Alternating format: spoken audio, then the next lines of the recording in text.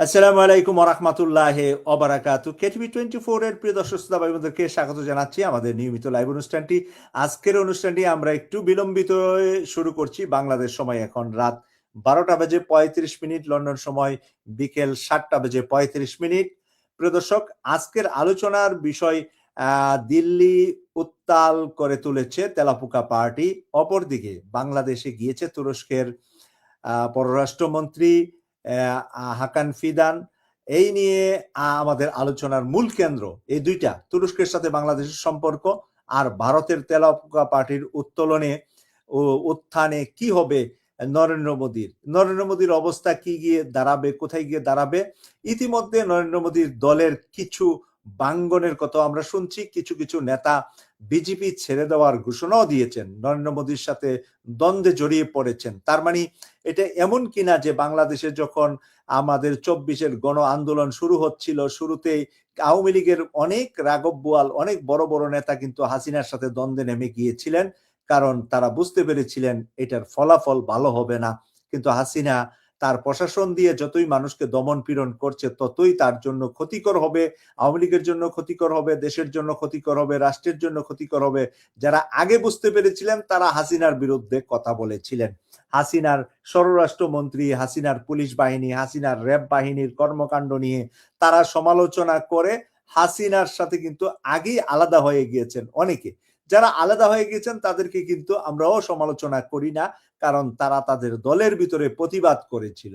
আজকে যখন ভারতে তেলাপোকা পার্টির মানে উত্তাল তরুণ তরুণীদের মাঝে জিনজির পরিবর্তন গঠনের জন্য যে স্বপ্ন দেখছে ভারতে, সেটা দেখে কিন্তু কিছু কিছু বুদ্ধিমান বিজেপি নেতারা নরেন্দ্র মোদীর বিরুদ্ধে খেপে গিয়েছেন। নরেন্দ্র মোদী এবং স্বরাষ্ট্রমন্ত্রী অমিত শাহ, যাদের কারণে ভারতের ভিতরে এত কিছু ঘটছে, সেই অমিত শাহ এবং নরেন্দ্র মোদীর বিরুদ্ধে অনেকেই কথা বলা শুরু করছে। তারা হয়তোবা তরুণদের যে মনোভাব, তরুণদের যে চিন্তা চেতনা, সেটা আগ থেকে আজ করতে পেরেছেন, বুঝতে পেরেছেন। তো এই বিষয়ে আমি সর্বপ্রথমে আজকের আমাদের সম্মানিত অতিথি জনাব খালেদ ইয়াহিয়াকে আলোচনা এই বিষয়ে প্রথমে করার অনুরোধ করছি। জি, সৈয়দ মাসুক ভাই, আপনাকে ধন্যবাদ জানাচ্ছি এবং একই সাথে কেটিভি 24 এর সম্মানিত দর্শক শ্রোতা মণ্ডলী, যারা পৃথিবীর বিভিন্ন প্রান্ত থেকে আমাদেরকে দেখছেন এবং শুনছেন অথবা পরবর্তীতে যোগদান করবেন, আপনাদেরকেও আমরা স্বাগতম জানাচ্ছি। যে বিষয়টির অবতারণা করা হয়েছে, আমরা সম্প্রতি দেখেছি যে 2020 সালে একবার তুরস্কের তৎকালীন পররাষ্ট্রমন্ত্রী বাংলাদেশ সফর করেছিলেন এবং এর 6 বছর পরে 2026 সালের এই জুন মাসে পররাষ্ট্রমন্ত্রী আবার বাংলাদেশ সফর করছেন। এবং দর্শক শ্রোতা মণ্ডলী, আপনাদের জানার কথা যে তুরস্ক পৃথিবীতে 32টা সদস্য নিয়ে যে ন্যাটো কান্ট্রি, তার ভিতরে একমাত্র মুসলিম কান্ট্রি এবং এটা ন্যাটো তৈরি হয় 1949 সালে এবং তুরস্ক যুক্ত হয় 1952 সালে গ্রিসের সাথে। অর্থাৎ বলা যায় যে প্রায় প্রতিষ্ঠাকালীন সময় থেকেই ন্যাটোতে তুরস্কের একটা শক্তিশালী অবস্থান এবং সাম্প্রতিককালে আমরা দেখেছি যে তুরস্ক সব দিক থেকেই, এরদোগান ক্ষমতায় আরোহণের পর থেকেই সব দিক থেকে পৃথিবীতে একটি গুরুত্বপূর্ণ স্থানে উপনীত হয়েছে। এবং কয়েক বছর আগে তুরস্ক যখন এরদোগান ক্ষমতা গ্রহণ করে, তখন তুরস্কের অবস্থান ছিল পৃথিবীতে ৩য় বৃহত্তম রপ্তানিকারক, অস্ত্র রপ্তানিকারক দেশ, অর্থাৎ আমদানিকারক দেশ। তুরস্ক মূলত বাহির থেকে অস্ত্র সরঞ্জামাদি এগুলো আমদানি মানে বিদেশ থেকে গ্রহণ করত, আমদানি করত। কিন্তু বর্তমানে দেখা যাচ্ছে যে পৃথিবীতে 14তম রপ্তানিকারক দেশ তুরস্ক। অর্থাৎ যারা অস্ত্র তৈরি করে এবং অন্যান্য দেশের কাছে বিক্রি করে, সেই তালিকার দেশগুলোতে তুরস্কের অবস্থান হচ্ছে 14তম এবং তারা চেষ্টা করছে যে টপ 5 কান্ট্রিতে আসার জন্য। অর্থাৎ অস্ত্র যারা সরবরাহ করে, আমরা জানি যে পৃথিবীতে বেশ কয়েকটা গুরুত্বপূর্ণ বিষয় আছে হাতে গোনা, যার মাধ্যমে মূলত অর্থনৈতিক সূচক এটা পরিবর্তিত হয়ে থাকে। তার ভিতরে অস্ত্র বিক্রি এটা একটা গুরুত্বপূর্ণ মাধ্যম। এর মাধ্যমে রাষ্ট্রগুলো একই সাথে যেভাবে তাদের অর্থনৈতিক সমৃদ্ধি গ্রহণ করে থাকে, একইভাবে তারা এর মাধ্যমে তাদের শক্তি বৃদ্ধি এবং শক্তি প্রদর্শন করে থাকে।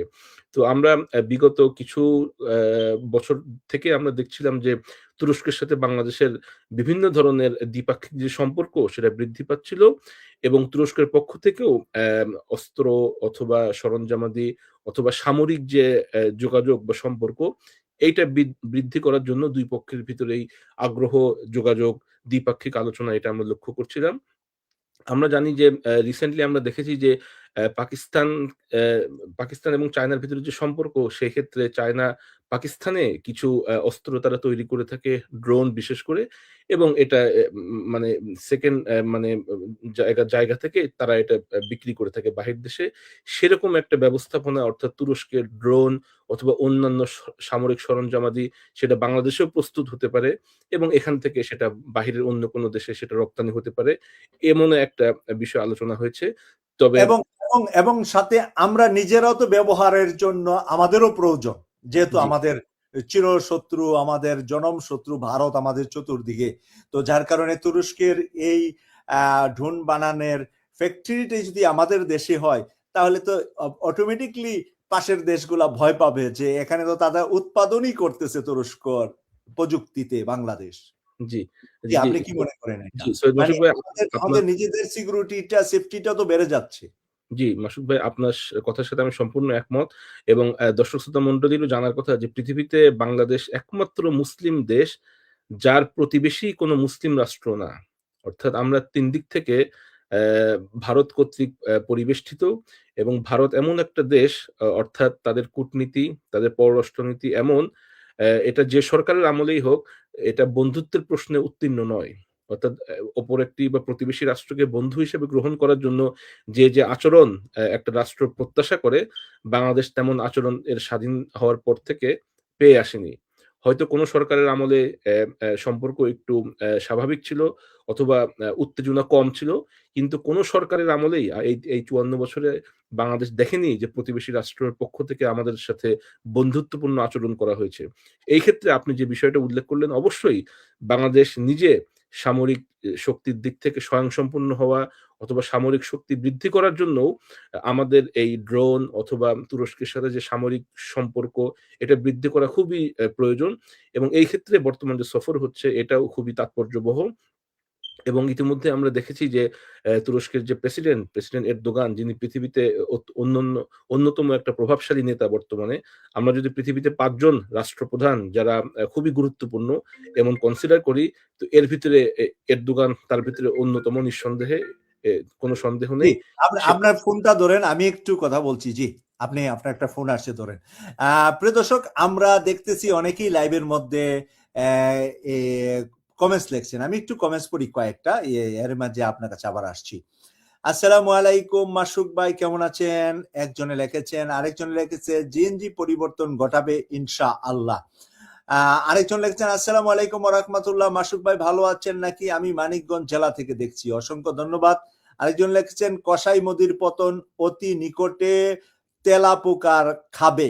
আচ্ছা, আরেকজন লিখেছেন আলামিন তালুকদার, পিরোজপুর ১। আরেকজন লিখেছেন মাসুক ভাই, ভারত বাংলাদেশ মুসলিমদের পুশ ইন করেছে কিন্তু হিন্দুদের করছে না। মানে এখানে উনি অনেকগুলা কমেন্টসে কথা লিখেছে, আপনারা দেখছেন।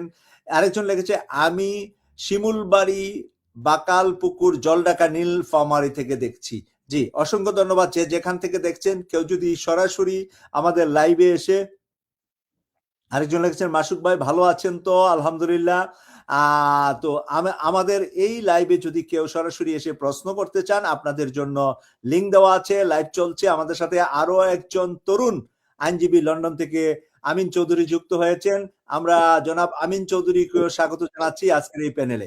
আমিন চৌধুরী, আপনাকে স্বাগত জানাচ্ছি। আমাকে শুনতে পাচ্ছেন? Thank you so much. Assalamu alaikum warahmatullahi wabarakatuh.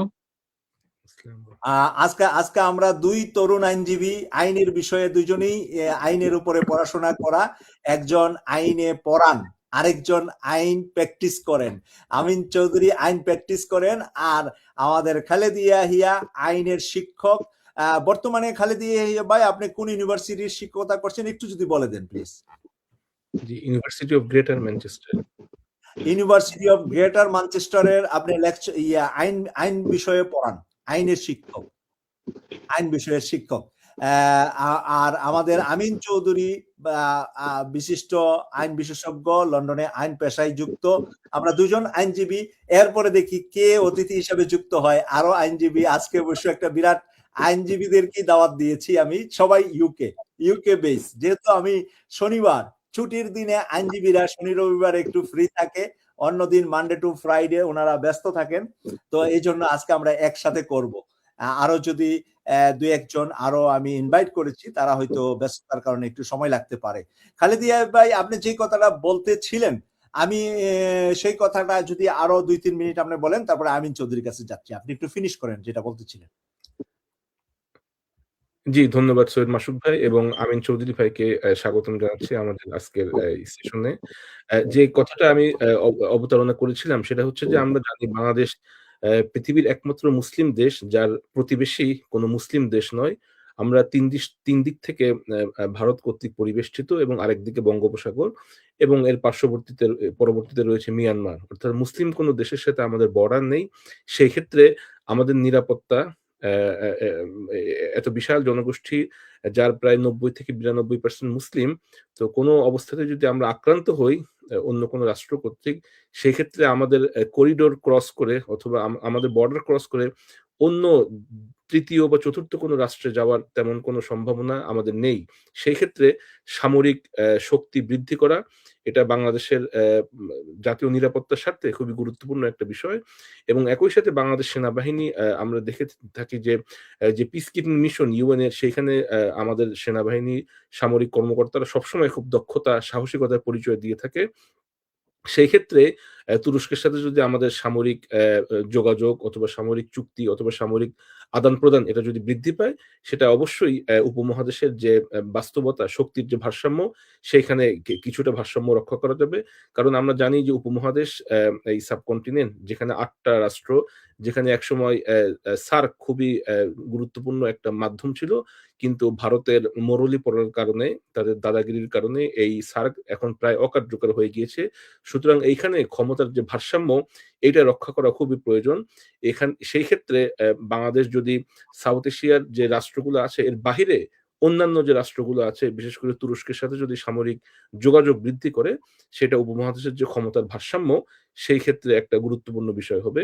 আরেকটা বিষয় হচ্ছে যে এই সার্কের যে ৮ টা রাষ্ট্র, এখানে বেশ কয়েকটা মুসলিম প্রধান রাষ্ট্র আছে। বাংলাদেশ, পাকিস্তান, আফগানিস্তান, মালদ্বীপ এই যে রাষ্ট্রগুলো আছে, আমাদের এদের ভিতরেও সামরিক যোগাযোগ অথবা সক্ষমতা এই যোগাযোগগুলো বৃদ্ধি করা প্রয়োজন। যার কারণে সার্ককে যেন পর্যায়ক্রমে একটা শক্তিশালী রিজিওনাল ফোরাম হিসেবে এস্টাবলিশ করা যায়। তাহলে এককেন্দ্রিক যে ক্ষমতা প্রদর্শন বা শক্তি প্রদর্শন, কিছুদিন আগেই আমরা লক্ষ্য করেছি যে পাকিস্তান এবং ইন্ডিয়া তাদের ভিতরেই যে যুদ্ধের একটা যুদ্ধাঙ্গ মনোভাব ছিল বা প্রদর্শন ছিল এবং ২ টা রাষ্ট্রই হচ্ছে নিউক্লিয়ার পাওয়ার সমৃদ্ধ। সেই কারণে এই এলাকাটা সবসময় খুবই গুরুত্বপূর্ণ এবং আমরা জানি যে সবসময় মার্কিন প্রেসিডেন্ট অথবা মার্কিন তারা ক্ষমতার কেন্দ্রবিন্দুতে থাকে এবং তাদের সবসময় ফোকাস থাকে যে উপমহাদেশের এই যে ২ টা রাষ্ট্র পাকিস্তান এবং ইন্ডিয়া এদের ভিতরে যেন উত্তেজনা কখনো যুদ্ধের মতো পর্যায়ে না যায়। সেই ক্ষেত্রে বাংলাদেশ যদি সামরিক দিক থেকে একটা শক্তিশালী রাষ্ট্র হয়, তখন ক্ষমতার ব্যালেন্স করার জন্য বাংলাদেশকেও বিশ্বের মোড়লদের চোখে সম্মানের সাথে দেখা হবে এবং আমাদের জন্য এটা গুরুত্বপূর্ণ। জি, খালেদিয়া হিয়া, আপনাকে ধন্যবাদ দিচ্ছি। আমরা আবারও আপনার কথা শুনবো, আমরা একজনের পরে একজন আপনাদের কথা শুনবো। আমিন চৌধুরী, আমাদের আজকের আলোচনার বিষয় ২টা। একটা হলো দিল্লিতে তেলাপোকা পার্টির বিশাল উত্তাল। এখন তেলাপোকা পার্টি নতুন জন্ম নিয়েছে, যেটা তাদেরকে তেলাপোকা, তরুণদেরকে জেএনজিকে তেলাপোকা বলেছিলেন এক নেতা। তারপরেই পরদিনই তারা তেলাপোকাকে দিয়ে একটা পার্টি করেছেন। এই পার্টিতে এখন বাংলাদেশে যে এনসিপির বিকল্প ভারতের তেলাপোকা পার্টি, সেই তেলাপোকা পার্টি আজকে দিল্লিতে বিশাল সমাবেশ করেছে। অল্প কয়েকদিনে তরুণ তরুণীদের মন জোগাতে পেরেছে। হিন্দু, মুসলিম, বৌদ্ধ, খ্রিস্টান সব ধর্মের মানুষ সেখানে যোগদান করছে। অনেক মুসলিম বোনেরা হিজাব পরে তেলাপোকা পার্টিতে ভূমিকা পালন করছে। এই তেলাপোকা পার্টি নরেন্দ্র মোদীকে, তেলাপোকার কামড়ে নরেন্দ্র মোদীর জীবন বা তার মানে রাজনৈতিক কেরিয়ার ধ্বংস হবে বলে অনেকে মনে করছে। আপনি কি মনে করছেন? ভারতের জেএনজিরা কি প্রতিষ্ঠিত হতে পারবে বাংলাদেশের মতন, পারবে কিনা? আপনি একটু প্রথমে যদি একটু ভারত এবং তেলাপোকা পার্টি ভারত নিয়ে যদি কথা বলেন। বিসমিল্লাহির রহমানির রহিম। সম্মানিত আমাদের সম্মানিত উপস্থাপক, আমার সাথে আছেন গ্রেটার ম্যানচেস্টার ইউনিভার্সিটির মেধাবী লেকচারার জনাব ডক্টর খালেদ ইয়াহিয়া, এবং সারা বিশ্ব থেকে যারা আমাদের সাথে যুক্ত হয়েছেন, মধ্যপ্রাচ্য, Kuwait, Qatar, Saudi Arabia, England, America, Malaysia সহ সারা বিশ্ব থেকে যারা আমাদের সাথে যুক্ত হয়েছেন, যারা আমাদেরকে দেখছেন, সবার প্রতি আমার শুভেচ্ছা রইল এবং অনেক late Eid Mubarak to everyone. আজকের বিষয় হচ্ছে যে ককরোচ পার্টি যে উত্থান হয়েছে আমাদের পার্শ্ববর্তী মৌলবাদী রাষ্ট্র ভারতে, সেই বিষয়ে আমাকে কথা বলার জন্য বলা হয়েছে। আসলে আমরা জানি যে ভারত হচ্ছে একটা বড় গণতান্ত্রিক দেশের ছদ্মাবরণে একটি নিষ্পেষণকারী দেশ, যারা তাদের যে সংখ্যালঘু সম্প্রদায় তাদেরকে তারা নির্যাতন করে, তাদের কোনো অধিকার দেওয়া হয় না।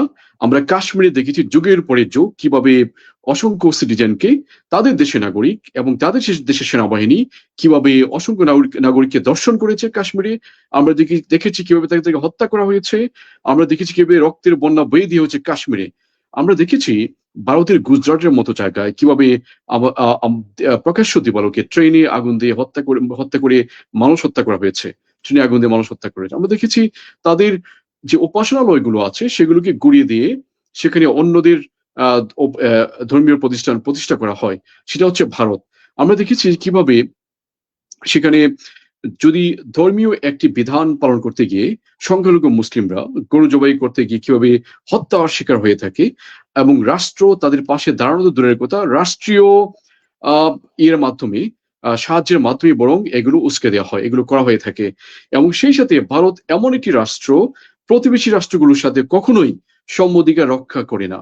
বিশেষ করে আমাদের বাংলাদেশের বর্ডারে আমরা দেখি প্রত্যেক দিন সকালবেলা আমরা আমাদের ঘুম ভাঙে যে আমাদের বর্ডারে গুলি করে কয়েকজনকে, আমাদের বাংলাদেশের নাগরিককে হত্যা করা হয়েছে ভারতের বিএসএফ এর মাধ্যমে। এটা দেখে দেখে বড় হইতে আমরা অভ্যস্ত। এমন একটি রাষ্ট্র হচ্ছে ভারত। সেই ভারতে সংখ্যালঘুদের নিরাপত্তা দেওয়া দূরের কথা, যারা কোটি কোটি যে যুবক সম্প্রদায় রয়েছে তারা শিক্ষা দীক্ষার পরে তারা চাকরি পাচ্ছে না, তারা যথোপযুক্ত সম্মান পাচ্ছে না। এই পর্যায়ে এসে ভারতের চিফ জাস্টিস উনি মন্তব্য করেছেন যে ককরোচ হিসেবে ওরা হচ্ছে অলস, ওরা হচ্ছে তেলাপোকা, ওরা কোনো কাজ করে না, বেকার সম্প্রদায় যারা, ওদেরকে বলা হয়েছে। সাথে সাথে একটা আন্দোলন দানা বেঁধে উঠেছে ককরোচ পার্টি হিসেবে, এবং কয়েকদিনের মধ্যে যে ওদের মিলিয়ন মিলিয়ন সাপোর্টার ফলোয়ার্স এখানে যুক্ত হয়েছে। আমরা আজকে এবং গতকালকে দেখেছি যে দিল্লি উত্তপ্ত, এবং এমন উত্তপ্ত হয়েছে সব ইয়ং জেনারেশন জেনজিরা মাঠে নেমে গিয়েছে, এবং জেনজিদের আন্দোলনে নেপালের সরকার পতন হয়েছে, আমাদের বাংলাদেশের স্বৈরাচারী সরকারকে পালিয়ে যেতে বাধ্য করা হয়েছে, এবং সেই দিল্লিতে পালিয়ে গিয়েছে। এবং আজকে দিল্লির বুকেই সেই জেনজিদের আন্দোলন দানা বেঁধে উঠেছে। যেহেতু দুটো দেশে তারা সমর্থ হয়েছে গণতন্ত্র ফিরিয়ে আনার জন্য, স্বৈরাচারকে হটানোর জন্য, আমরা আশা করছি যে ভারতেও তারা সফল হবে, ভারতেও তারা একটা পরিবর্তন নিয়ে আসতে পারবে, ভারতীয় ডেমোক্রেসি এবং রুল অফ ল এবং জাস্টিস তারা নিয়ে আসতে পারবে বলে আমরা মনে করছি। Thank you so much. এবং সেই সাথে আমাদের সমস্ত সাপোর্ট তাদের প্রতি আছে, সমস্ত সাপোর্ট তাদের প্রতি রইল। আমরা উই সাপোর্ট ককরোচ হিসেবে যারা নেমেছেন, যে বীর যোদ্ধারা বাংলাদেশ থেকে, আমরা তাদের পক্ষে আছি। আমি নিজে ইংল্যান্ডে আছি, লন্ডন থেকে। আমরা তাদের সাথে থাকবো এবং তাদের সমস্ত ন্যায়ানক সমস্ত আন্দোলনের সাথে আমরা সাথী হিসেবে আছি, তাদেরকে আমরা সাপোর্ট করছি। আপনাকে ধন্যবাদ দিচ্ছি। আমাদের সাথে আরো একজন তরুণ আইনজীবী লন্ডন থেকে যুক্ত হয়েছেন, অ্যাডভোকেট মনিরুল ইসলাম শামীম। আমরা অ্যাডভোকেট মনিরুল ইসলাম শামীমের কাছে যাচ্ছি। অ্যাডভোকেট মনিরুল ইসলাম শামীম, আমাদের শুরুতেই যে বিষয়টা আলোচনা করছি সেই বিষয়টা হলো দিল্লিতে উত্তাল এখন ককরোচ পার্টির। আমাদের অ্যাডভোকেট মনিরুল ইসলাম শামীম ভাইয়ের নেটটা হয়তো বা কোনো কারণে আউট হয়ে গেছে। আমি কয়েকটা কমেন্টস পড়ছি, এর মাঝে যদি মনির ভাই চলে আসে মনির ভাইকে দিব, এরপরে আমি খালেদ ভাইয়ের কাছে যাব। আমরা দেখছি যে একজনে কমেন্টস লিখেছে মনিরুল ইসলাম, ভারতের নবীন সম্প্রদায় ইসলামী শক্তি কি সামান্য, এদের দ্বারা আন্দোলন জোরদার করা সহজ হবে না। আচ্ছা, মনিরুল ইসলাম শামীম ভাই, আপনি আমাকে শুনতে পাচ্ছেন? মনিরুল ইসলাম শামীম, জি আমি এখন শুনতে পাচ্ছি। জি, আপনি শুনতে পাচ্ছি। জি। আপনার আপনার প্রতি প্রথম প্রশ্নটা আমাদের দিল্লিতে উত্তাল ককরোচ পার্টির, এবং ককরোচ পার্টি নিয়ে আপনি কি ভাবছেন? নরেন্দ্র মোদী ভিত তারা নড়ে দিতে পারবে কিনা? আপনাদের মতো তরুণরা কিন্তু এখন দিল্লির ককরোচ পার্টিতে আছে। দল মত নির্বিশেষে সকল তরুণ তরুণীরা সমর্থন দিচ্ছে, ধর্ম বর্ণ নির্বিশেষে সকল ধর্মের তরুণ তরুণীরা আছে এখানে। আপনি কি ভাবছেন ভারতকে নিয়ে? জি, আমার যে কোনো কারণে আমার কাছে মনে হচ্ছে যে ওনার নেটটা ক্লিয়ার না। তারপরে আমরা কয়েকটা কমেন্টস এর মধ্যে যদি উনি ক্লিয়ার হয়ে যান আমরা ওনার কথা শুনবো, না হলে আমাদের খালেদা ইয়াহিয়া ভাই আছেন, উনি কথা বলবেন। আরেকজন লিখেছেন, শহীদ ভাই তোমাদের দেশে যতটুকু জনসংখ্যা, সেই জনসংখ্যাকে নিয়ে তোমরা যদি চিন্তা করো সেটাই তোমাদের ভালো হতে পারে ভবিষ্যতে। অযথা ভারতকে নিয়ে তোমাদের চিন্তা করার দরকার নেই, বা মোদিকে নিয়েও চিন্তা করবা না। দেখেন, মোদির কিন্তু কিছু সন্তানাদি আমাদের সাথে যুক্ত হয়ে গেছে। মানে মোদির সন্তানরা বলতেছে মোদিকে নিয়ে কিছু যেন আমরা না বলি। হ্যাঁ, আমরা মোদিকে নিয়ে আগেও বলেছি, এখনো বলবো, কসাই মোদিকে নিয়ে কসাই বলবো। তোমাদের বাবা হইলে তোমরা বাবা বলবা, কিন্তু আমাদের তো না, আমরা তো তাকে কসাই হিসাবেই জানি। আমাদের সাথে মনিরুল ইসলাম ভাই এখন শুনতে পাচ্ছেন? জি, এখন শুনতে পাচ্ছিলাম। হ্যাঁ, আমি যে প্রশ্নটা রেখেছিলাম এটার উপরে আপনি কথা বলুন। ধন্যবাদ উপস্থাপক, আমাদের সহ-আলোচক খালিদ ভাই এবং আমিন ভাই, আমাদের দর্শক বৃন্দ, দেশবাসী, আসসালামু আলাইকুম ওয়া রাহমাতুল্লাহ। আসলে খুব ব্যস্ত ছিলাম, এইমাত্র খুব তড়িঘড়ি করে এসে বসতে হয়েছে, একটা মিটিং ছিল। আপনি যে বিষয়টা জানতে চেয়েছিলেন, এই বিষয়টা নিয়ে গত কয়েকদিন ধরে উত্তাল আন্দোলন চলছে। আমরা স্পষ্ট দেখতে পাচ্ছি যে নতুন একটা উত্থান মনে হয় ইন্ডিয়াতেও হচ্ছে, যেটা প্রতিবেশী রাষ্ট্রগুলোতে হয়েছে, বাংলাদেশ, নেপাল, শ্রীলঙ্কা এবং অপরাপর আরো কয়েকটা দেশে আমরা দেখেছি সারাউন্ডিং এরিয়াগুলো। জি,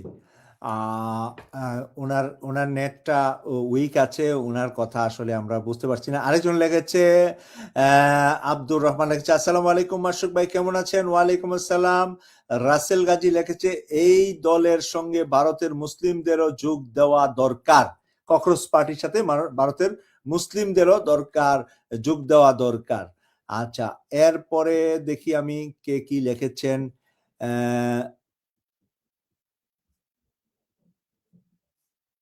মাসুক ভাই বাংলাদেশে আছে একবার কি? ওকে, ক্লিয়ার প্রশ্ন, সবারটা ক্লিয়ার না। আচ্ছা, আরেকজন লিখছে, বাংলাদেশে নিজের শক্তিতে এগিয়ে যাবে ইনশাআল্লাহ। বাংলাদেশ নিজের শক্তিতে এগিয়ে যাবে ইনশাআল্লাহ। আমরা মনির ভাইয়ের এই নেটটা না আরেকটা লাইনে উনি যুক্ত হয়েছে। জি, আপনার নেটটা দুর্বল মনির ভাই। হ্যাঁ, এবার আপনি কথা বলেন, শুনতেছি। আমার মনে হচ্ছে যে আমার নেটওয়ার্ক প্রবলেম হচ্ছে, এই জন্য আমি বুঝতে পারতেছি না কেন যে হঠাৎ হচ্ছে, এটা এরকম কখনো আপনি দেখিনি। হেলান দিয়ে কথা বলেন, সামনে না আসে, পিছনে হেলান দেন। হ্যাঁ, হ্যাঁ, এবার বলেন। জি। যে বিষয়টা বলতেছিলাম যে সেই ঢেউটা বাংলাদেশে লেগেছিল, যে ঢেউটা লেগেছিল হলো নেপাল, সেম একটা ঢেউ মনে হয় এখন দিল্লিতে লাগছে। যে কারণে আমরা আমাদের পথ পরিবর্তনের একটা সুযোগ পেয়েছিলাম, নেপালিরা পেয়েছিল, শ্রীলঙ্কানরা পেয়েছিল, ঠিক একই কারণে সম্ভবত দিল্লিতেও সেটা হচ্ছে, এবং সেটা খুব শীঘ্রই মনে হচ্ছে পুরো ইন্ডিয়াতে ছড়িয়ে পড়বে, এমনটাই আশঙ্কা হচ্ছে, বোঝা যাচ্ছে যে এমনটাই হচ্ছে। তবে একটা আশঙ্কার বিষয় হলো, পশ্চিমবঙ্গে, ওয়েস্ট বেঙ্গলে যে 15 মিলিয়ন বা তারও বেশি মুসলিম জনসংখ্যাকে এখানে জড়ো করা হয়েছে বাংলাদেশের পুশব্যাক করানোর জন্য, এটা হলো আমাদের জন্য সবচেয়ে আশঙ্কার বিষয়। কারণ এই যারা ওই দেশে বসবাস করছে দীর্ঘদিন ধরে, তারা কিন্তু তাদের রাইট নিয়ে বসবাস করেছে, এবং বাংলাদেশেও অনেক মাইগ্রেন্ট এসেছে, বাংলাদেশ থেকেও গিয়েছে, ইন্ডিয়া থেকে এসেছে, ইন্ডিয়াতে গিয়েছে। এটা পট পরিবর্তন 47 সালের ডিভাইডেশনের আগেও ছিল, পরেও হচ্ছে। এটাও চলমান প্রক্রিয়ার মতোই। কিন্তু আমাদের দুই দেশের একটা যে এগ্রিমেন্ট গুলো রয়েছে, এক্সচেঞ্জের যে এগ্রিমেন্ট রয়েছে, সেটা নিরিখে যদি আপনি চিন্তা করেন, এখন হঠাৎ করে স্বাধীনতার 53 বছর পর এবং দেশভাগের প্রায় 100 বছরের কাছাকাছি হয়ে গেল। দেশ ডিভাইডেশন যাওয়া যেটা হয়েছে, যে 47 সালের ডিভাইডেশন, এখন 80 বছরের উপরে। 80 বছর পরে গিয়ে আপনি যদি এরকম একটা বৃহৎ জনগোষ্ঠীকে এইভাবে পুশব্যাক করাতে চান, তাহলে এটা এই অঞ্চলের যে একটা প্রভাব পড়বে, প্রতিবেশী যে রাষ্ট্রের উপর প্রভাব পড়বে, আমি মনে করি এটা মূলত একটা পলিটিক্যাল প্রেশার। তারা পলিটিক্যালি বাংলাদেশকে হেনস্থা করার জন্য, রাষ্ট্রকে চাপে রাখার জন্য, বাংলাদেশিদেরকে চাপে রাখার জন্য তারা এমনটা করছে বলে আমার মনে হচ্ছে। যেমনটা পূর্ব দিক থেকে করেছিল রোহিঙ্গাদেরকে আমাদের এখানে পুশব্যাক করার মাধ্যমে, আহ, ওই দিক থেকে আমাদের উপর বিশাল একটা প্রেশার আমাদেরকে রেখেছে। সেখানে প্রায় 1.5 মিলিয়ন জনসংখ্যাকে বাংলাদেশ তাদের দায়িত্ব নিতে হয়েছে। তাদের ভরণ পোষণ থেকে শুরু করে বিশাল একটা দায়িত্ব নিতে হয়েছে। তো এখন যদি সেখানে আরো নতুন 15 মিলিয়নের উপর জনসমষ্টি পশ্চিম দিক থেকে বা উত্তর দিক থেকে ঢুকে, তাহলে বাংলাদেশের অবস্থা কোথায় গিয়ে ঠেকবে? একবারও চিন্তা করেছেন যে রোহিঙ্গাদের বিষয়টা ম্যানেজমেন্ট করতে গিয়ে আমাদের সরকারকে রীতিমতো হিমশিম খেতে হচ্ছে। সেখানে তার 10 গুণ বেশি জনসমষ্টি, 10 গুণ বেশি জনসমষ্টিকে তারা পুশব্যাক করার চেষ্টা করছে। আমরা আশঙ্কা করছি যে এটার মাধ্যমে সাউথ এশিয়াতে যে নতুন করে আগে যে সমস্যাগুলো ছিল তার পরবর্তীতে এখন নতুন আরো বৃহৎ একটা সমস্যা তারা একটা পলিটিক্যাল গেম হিসেবে নতুন করে নিয়ে আসছে। এটা আমাদের জন্য অনেক বড় উদ্বেগের বিষয়। আমাদের দেশবাসীকে এ ব্যাপারে সজাগ থাকতে হবে। রাষ্ট্রীয় শক্তিকে সর্বোচ্চ ভাবে ব্যবহার করতে হবে, তাদেরকে প্রপার যাচাই বাছাইয়ের মাধ্যমে যারা প্রপার আমাদের জনসমষ্টি, আমাদের নাগরিক, তারা আমাদের দেশে আসতে পারবে। তো আমাদের নাগরিক ওরা আমাদের দেশে আসবে, কিন্তু যারা আমাদের দেশের নাগরিক না, আপনি শুধু মুসলিম বলে তাদেরকে সেখান থেকে জোর করে একটা প্রতিবেশী রাষ্ট্রে ঠেলে দেবেন, এটা কোনোভাবে হতে পারে না। এটা টোটালি মানবতার বিরোধী, এটা মানবতার বিপক্ষে। যে দেশে যে বসবাস করবে বাই বর্ন, তার রাইট হলো সে ওই দেশের নাগরিকত্ব পাওয়া। আর আমাদের যেহেতু এক্সচেঞ্জের রুলস হয়েছে, আমাদের যেহেতু নীতিমালার ভিত্তিতে এক্সচেঞ্জ হয়েছিল, অতএব আপনি কোনোভাবেই বাংলাদেশের ভিতরে এত বৃহৎ জনসমষ্টিকে জোর করে ছেড়ে দিতে পারেন না, তাদের ভিটা মাটি থেকে উচ্ছেদ করতে পারেন না। এটা কোনোভাবে না। এটার জন্য বাংলাদেশ সরকারের উচিত আন্তর্জাতিক লবির মাধ্যমে সমস্যা নিয়ে নিষ্পত্তি করা, আন্তর্জাতিক আদালতে যাওয়া, জাতিসংঘের বিষয়টাকে উপস্থাপন করা। এটা বাংলাদেশের স্বাধীনতার পরে সবচেয়ে বড় থ্রেড হিসেবে নতুন করে আবির্ভূত হয়েছে। এবং এটা হয়েছে কখন? যখন বাংলাদেশ গণতন্ত্রের দিকে আবার ফিরে আসছে, গণতান্ত্রিক যাত্রা শুরু করেছে, ঠিক ওই সময় একটা গলা চেপে ধরার জন্য মনে হচ্ছে নতুন একটা প্ল্যান নিয়ে আসছে তারা। জি আমি মনে শামীম করি ভাই, আমাদের সরকার ইনশাল্লাহ সচেতন, আমাদের সরকার সেটা সমাধান করতে পারবে। আন্তর্জাতিক অঙ্গনে যেহেতু জাতিসংঘের একটা বৃহৎ সর্বোচ্চ পদ বাংলাদেশ সরকার বাংলাদেশ পেয়েছে, সেখানে এটাকে সুন্দরভাবে হ্যান্ডেলিং করার মতো পর্যাপ্ত পরিমাণ এনভায়রনমেন্ট তৈরি করে নিতে পারবে আশা করছি। জি, ঠিক ধন্যবাদ। শামীম ভাই, আপনি কি আবার বলছেন? আসবো আপনার কাছে, আবার আসছি আপনার কাছে। আমরা একটু খালেদা জিয়া ভাইয়ের কাছে যাচ্ছি। খালেদা জিয়া ভাই, এই যে পুশিনটা নিয়ে যে মনির ভাই কথা বললো, এখন পুশিনটা কিন্তু একটা বিরাট বিষয়। লক্ষ লক্ষ মানুষ এখানে নাকি টোটাল ওদের টার্গেট এবার নাকি নির্বাচন থেকে 54 লক্ষ, এরকম মানে 1 কোটি মানুষের কাছাকাছি মানুষ পশ্চিমবঙ্গে ভোটই দিতে পারেন নাই, মানে তারা ভারতের নাগরিক না। তো এই মানুষগুলাকে কিন্তু আমাদের ঘাড়ে যেরকম রোহিঙ্গা ঠেলে দিয়েছে, এবার কিন্তু তারা ঠেলে দেওয়ার জন্য একটা মানে করছে। এখন এখানে মনির ভাই একটা সুন্দর একটা পয়েন্ট এনেছেন। মনির বললেন আমরা তো জাতিসংঘের একটা পজিশন পেয়ে গিয়েছি, আমাদের পররাষ্ট্রমন্ত্রী জাতিসংঘের এখন চেয়ারম্যান, জাতিসংঘের আগামী অধিবেশন গুলা চেয়ারম্যান হবেন বাংলাদেশের প্রতিনিধি। তো এই হিসাবে তো জাতিসংঘে আমাদের এই প্রভাবের কারণে ভারতকে আমরা জাতিসংঘ দিয়ে ধরতে পারবো কিনা। আর আর যে ডক্টর খলিলুর রহমান কিন্তু ভারতের আতঙ্ক। এইটা খলিলুর রহমানের অন্যান্য ভালো সাইড খারাপ সাইড নিয়ে আমরা যাই বলি, ভারতের বেলা কিন্তু ভারত খলিলুর রহমানের প্রচুর ভয় পা। কারণ খলিলুর রহমান এজ এ ভারত বিরোধী হিসাবে বেশ পরিচিত, এবং তার কিছু কার্যক্রম আছে সেগুলা পরে আসবে। কিন্তু আমরা আসলে এই পুশ ইনটাকে ঠেকাতে পারবো কিনা, মনির ভাই যেটা বলছে। জি, মাসুক ভাই, আপনাকে ধন্যবাদ বেশ কয়েকটা বিষয়ের অবতারণা করার জন্য। প্রথম একটা বিষয় আমি অ্যাড্রেস করতে চাই। আমাদের এক দর্শক হয়তো একটা মন্তব্য করেছেন ভারতের বর্তমান যে প্রধানমন্ত্রী, ওনাকে নিয়ে। আমাদের এটা মনে রাখার কথা এবং এটা কখনোই আমাদের স্মৃতি থেকে চলে যাওয়ার কথা না যে বর্তমান যে ভারতের প্রধানমন্ত্রী, তিনি কিন্তু একজন স্বঘোষিত তিনি একজন হত্যাকারী এবং ২০০২ সালে গুজরাটে যিনি তখন দাদেন তিনি সেখানকার গুজরাটের মুখ্যমন্ত্রী ছিলেন কসাই মুদি ক্ষেত পরিচিত। এবং সেখানে তার নেতৃত্বে, তার উস্কানিতে, তার সহযোগিতায় রিপোর্টেড ৫,০০০ আর আনরিপোর্টেড আরো অনেক মানুষ তাদেরকে পুড়িয়ে মারা হয়, ট্রেনে আগুন দেওয়া হয় এবং এর পরিপ্রেক্ষিতে উনি প্রাইম মিনিস্টার হওয়ার আগ পর্যন্ত আমেরিকাতে উনি নিষিদ্ধ ছিলেন, ওনার ঢোকা সেখানে নিষিদ্ধ ছিল।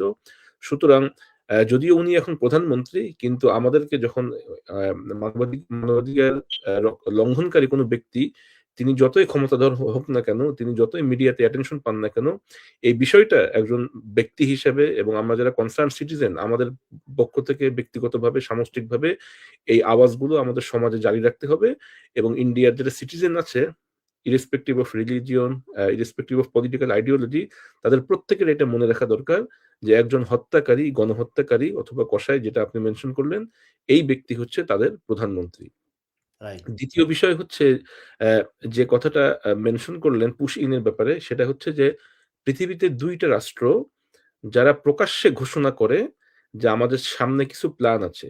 তার ভিতরে ইন্ডিয়া একটা এবং সে প্রকাশ্যেই বারবার ঘোষণা করে এবং আমাদের মনে থাকার কথা বিজেপির একজন সেক্রেটারি সাধারণ সম্পাদক তিনি অক্সফোর্ড ইউনিয়নে এসেছিলেন এবং সেখানে একটা বক্তৃতায় উনি বলেছিলেন যে একটা সময় এই যে মানে ভারত বলতে যেটা আছে সামগ্রিকভাবে সেখানে আর কোনো বাউন্ডারি থাকবে না এবং মানুষ এটা সহজাতভাবেই মেনে নিবে এবং এই যে রূপান্তর হবে এটা কোনো দেশ দখলের মাধ্যমে হবে না, এটা সামগ্রিকভাবে পুরাটাই একটা ভারত রাষ্ট্র বা যেই দেশ সেই নামে পরিগণিত হবে। অর্থাৎ সামগ্রিকভাবে আফগানিস্তান, পাকিস্তান, বাংলাদেশ সহ সাউথ এশিয়ান যে জুরিসডিকশন আছে এই টোটালটাই তারা দখল করতে চায় এবং এটা তারা প্রকাশ্যেই তারা ঘোষণা করে এবং ঠিক একইভাবে ভারতের সাথে যাদের সম্পর্ক খুবই বেশি, আমরা যাদেরকে হত্যাকারী দেশ হিসাবে চিহ্নিত করি, সেই দেশেরও একই প্ল্যান এবং তারাও প্রায় ঘোষণা করে যে সমগ্র মধ্যপ্রাচ্য দখল করাও তাদের টার্গেট এবং এই ২ টা রাষ্ট্র হচ্ছে তারা প্রকাশ্যে ঘোষণা করে এবং ২ টা রাষ্ট্রই মানবাধিকার লঙ্ঘনের যে রেকর্ড, সেই রেকর্ডে পৃথিবীতে উপরের যে তালিকা সেখানে তাদের অবস্থান। পুশিনের যে বিষয় সেটা হচ্ছে আমাদের মনে থাকার কথা ২০০৩ সালের দিকেও কিন্তু এরকম একটা পুশিনের চেষ্টা করা হয়েছিল এবং তৎকালীন বিএনপি জামাত জোট সরকার তারা খুব শক্তভাবে এটার প্রতিবাদ করেছিল এবং সেই কারণে তৎকালীন সময় এই পুশিন এই যে প্রচেষ্টা এটা ব্যর্থ হয়েছিল। উম আমরা যদি সাম্প্রতিককালে ইন্ডিয়ান যে পলিসি সেটা যদি আমরা লক্ষ্য করি তাহলে দেখব যে হিন্দু ধর্ম পালন একটা জিনিস এবং উগ্র হিন্দুত্ববাদ এইটা আরেকটা জিনিস। এবং প্রায়ই আমরা লক্ষ্য করি যে যারা হিন্দু ধর্মাবলম্বী যারা শান্তিপূর্ণভাবে একটা ধর্ম পালন করে থাকে তারা প্রায়ই এটা বলে থাকে যে এই যে হিন্দুত্ববাদ, উগ্রবাদী যে চেতনা, যেই মনোভাব এটার সাথে হিন্দু যে ধর্ম সেটার কোনো সম্পর্ক নেই। এবং সাম্প্রতিক সময়ে আমরা লক্ষ্য করেছি বিশেষ করে বিজেপি সরকার ক্ষমতায় আসার পর থেকে প্রতিটা সময় তাদের টার্গেট হচ্ছে যে সেখানে একটা উত্তেজনা তৈরি করা এবং এই উত্তেজনা জিইয়ে রেখে পরবর্তী যে নির্বাচন হবে সে নির্বাচনে তারা যেন জয়লাভ করে, মানুষজন যেন তাদেরকে ভোট দেয়, এটা একটা তাদের পলিসি। পুশ ইন হচ্ছে এই যে গ্রেটার পলিসি তার একটা পার্ট। অর্থাৎ কিছুদিন পরপরই তারা দেখাতে চেষ্টা করবে যে মুসলিমরা এই দেশে অন্য জায়গা থেকে এসে তারা এখানে বসতি গেড়েছে। তারা এই দেশের মূলত অরিজিনাল নাগরিক না এবং আমরা চেষ্টা করছি তাদেরকে পার্শ্ববর্তী যে মুসলিম রাষ্ট্র আছে, বিশেষ করে বাংলাদেশে আমরা তাদেরকে ফেরত পাঠাচ্ছি এবং আমরা চেষ্টা করব যে একসময় এই ভারতকে আমরা মুসলিম মুক্ত ভারত হিসেবে উপহার দিব। এই যে একটা তাদের জনগণের সামনে এই যে একটা অবাস্তব একটা প্রত্যাশা তাদের সামনে দেওয়া, এই পুশ ইন হচ্ছে এই যে গ্রেটার একটা পলিসি তার একটা পার্ট এবং অ্যাডভোকেট মনিরুল ইসলাম ভাই যেটা খুব চমৎকারভাবে বললেন যে অবশ্যই যেই ব্যক্তি যে দেশে জন্মগ্রহণ করে নাগরিক সূত্রে ইনহেরেন্ট পাওয়ার এবং ইনহেরেন্ট হিউম্যান রাইটস সেটা হচ্ছে যে সেই ব্যক্তি সাধারণত সেই দেশের নাগরিক হবে এবং তাকে সেইখান থেকে বাস্তুচ্যুত করা, তাদের ভিটা মাটি ছাড়া করা অর্থাৎ পরিবার থেকে নিজ ভিটা থেকে জন্মস্থান থেকে তাকে সেখান থেকে ছাড়িয়ে দেওয়া অথবা সেখান থেকে উচ্ছেদ করা শক্তি প্রয়োগের মাধ্যমে এবং অনিশ্চিত একটা ভবিষ্যতের দিকে ঠেলে দেওয়া, এটা অবশ্যই মানবাধিকার লঙ্ঘন এবং আমরা অবশ্যই আমাদের প্রত্যেক জায়গা থেকে এর বিষয়ে আমরা কনসার্ন রেইজ করব এবং সৈয়দ মাসুক ভাই যে আজকে এমন একটা বিষয়ের অবতারণা করেছেন আমরা আলোচনার সুযোগ পাচ্ছি, এজন্য ওনাকে আমি আবারও ধন্যবাদ জানাচ্ছি। সর্বশেষ জি, আরেকটা যে বিষয় সংক্ষেপে যদি বলি যে ইউএন জেনারেল অ্যাসেম্বলি যেটা সামনে হবে সেপ্টেম্বরে, সেখানে বাংলাদেশ সভাপতিত্ব করবে। এটা অবশ্যই আমাদের জন্য একটা গৌরবের বিষয়, মর্যাদার বিষয়। কিন্তু সাধারণত আমাদের জানার কথা যে ইউএন জেনারেল অ্যাসেম্বলিতে বিশ্বের দ্বিপাক্ষিক কোনো বিষয় তেমন কোনো সমাধান সেখানে হয় না। শুধুমাত্র যদি কোনো ইস্যু সিকিউরিটি কাউন্সিল, যেখানে ৫ জন মাত্র স্থায়ী সদস্য, সেইখানে যদি কোনো অ্যা অ্যা অ্যা বিষয় যায় এবং সেটা যদি মানে আনঅ্যানিমাসলি কোনো ধরনের ভেটো বা কোনো ধরনের অপোজিশন ছাড়া যদি সেটা একদম ৫ জনই কোনো বিষয়ে যদি একমত হন, সেই ক্ষেত্রে সেটা কার্যকর হয়ে থাকে। জেনারেল অ্যাসেম্বলিতে যদি কোনো কিছু পাস হয়, সেটার একটা মর্যাদা থাকে, তবে আইনগত তেমন কোনো ভিত্তি থাকে না আমার জানা মতে। আমিন ভাই অথবা মনিরুল ভাই হয়তো আমাকে কারেক্ট করতে পারেন। ধন্যবাদ। আপনাকে ধন্যবাদ। আমরা খালেদা ইয়ার পরে আমিন চৌধুরীর কাছে আবার আসছি। জনাব আমিন চৌধুরী, আমরা যে কথাগুলো বলছিলাম এর মধ্যে আমরা এখন চলে যাচ্ছি স্পেশালি তুরস্কের সাথে বাংলাদেশের চুক্তি। তুরস্ককে জমি দিয়েছে, ল্যান্ড দিয়েছে, সেখানে তারা ড্রোন বানাবে, ড্রোনের আমাদের এখানে ইন্ডাস্ট্রি হবে এবং সেই ড্রোন পৃথিবীর বিভিন্ন দেশে বিক্রি হবে। আর বাংলাদেশ তো নিরাপত্তার দিক থেকে এখন শক্তিশালী অবস্থানে যাবে। পাকিস্তান, চায়না, এখন তুরস্ক, এই মিলে কয়েকটি দেশ বাংলাদেশকে সার্বিকভাবে যে সহযোগিতা দিতে চাচ্ছে, এই সহযোগিতার কারণে আমরা মনে করছি যে ভারত আমাদেরকে উল্টু এখন ভয় পাবে। আর সেই কারণে ভারত বিভিন্ন ধরনের আমাদের দেশে সমস্যা তৈরি করার চেষ্টা করছে। অলরেডি আপনারা দেখছেন শিশু দর্শন, বিভিন্ন কিছু দিয়া মানে আমাদেরকে থামানোর চেষ্টা করা হচ্ছে। এই থামানোটা কি সম্ভব? মানে তারেক রহমান কি হেরে যাবেন ভারতের চালের কাছে, নাকি তারেক রহমান আন্তর্জাতিক অঙ্গনে বাংলাদেশকে তুলে ধরতে পারবেন? ওনার সাথে কি বাংলাদেশের যে বর্তমান বিরোধী দল আছে তারা সহযোগিতা করবেন কিনা তারেক রহমানকে? Thank you so much. সম্মানিত উপদেষ্টা, আপনাকে অসংখ্য ধন্যবাদ। আপনি অনেকগুলো প্রশ্নের অবতারণা করেছেন। প্রথমেই আপনি বলেছেন যে Turkey and Bangladesh bilateral relationship, এর বিষয়ে আপনি বলেছেন যে তুরস্ক এবং বাংলাদেশের দ্বিপাক্ষিক সম্পর্ক এবং যে নতুন মোড় নিতে যাচ্ছে সেই বিষয়ে আপনি দৃষ্টি আকর্ষণ করেছেন। তুরস্ক এবং বাংলাদেশের যে দ্বিপাক্ষিক সম্পর্কের মোড় যেদিকে নিচ্ছে সেটি অত্যন্ত ইতিবাচক। আমরা জানি তুরস্ক হচ্ছে ন্যাটো ভুক্ত মেম্বার, ন্যাটোর সদস্য, এবং হচ্ছে তাদের কাছে ইতিমধ্যে ন্যাটো সদস্য হিসেবে প্রায় ৬০টি পারমাণবিক বোমা রয়েছে তাদের কাছে, 60 অ্যাটমিক বোম তাদের কাছে রয়েছে, ন্যাটো সদস্য হিসেবে হিসেবে তাদের কাছে রয়েছে। সেই সাথে তুরস্ক হচ্ছে আধুনিক সামরিক প্রযুক্তি আবিষ্কারের দিক থেকে এবং উদ্ভাবনের দিক থেকে তারা হচ্ছে একটা নতুন দিগন্তের উন্মোচন করেছে। আপনি জানেন যে বাইরেক্টর যে ড্রোন গুলো রয়েছে তুরস্কের, সেগুলো হচ্ছে বিশ্ববিখ্যাত। ইতিমধ্যে সেই ড্রোনগুলো তাদের কার্যকারিতা বিভিন্ন যুদ্ধক্ষেত্রে, যেমন নাগোর্নো কারাবাখ যুদ্ধের সময় আজারবাইজানের সাথে যুদ্ধ হয়েছিল, সেখানে তাদের কার্যকারিতা প্রমাণ করেছে। লিবিয়ার যে যুদ্ধ হয়েছিল সেখানে তাদের কার্যকারিতা প্রমাণ করেছে।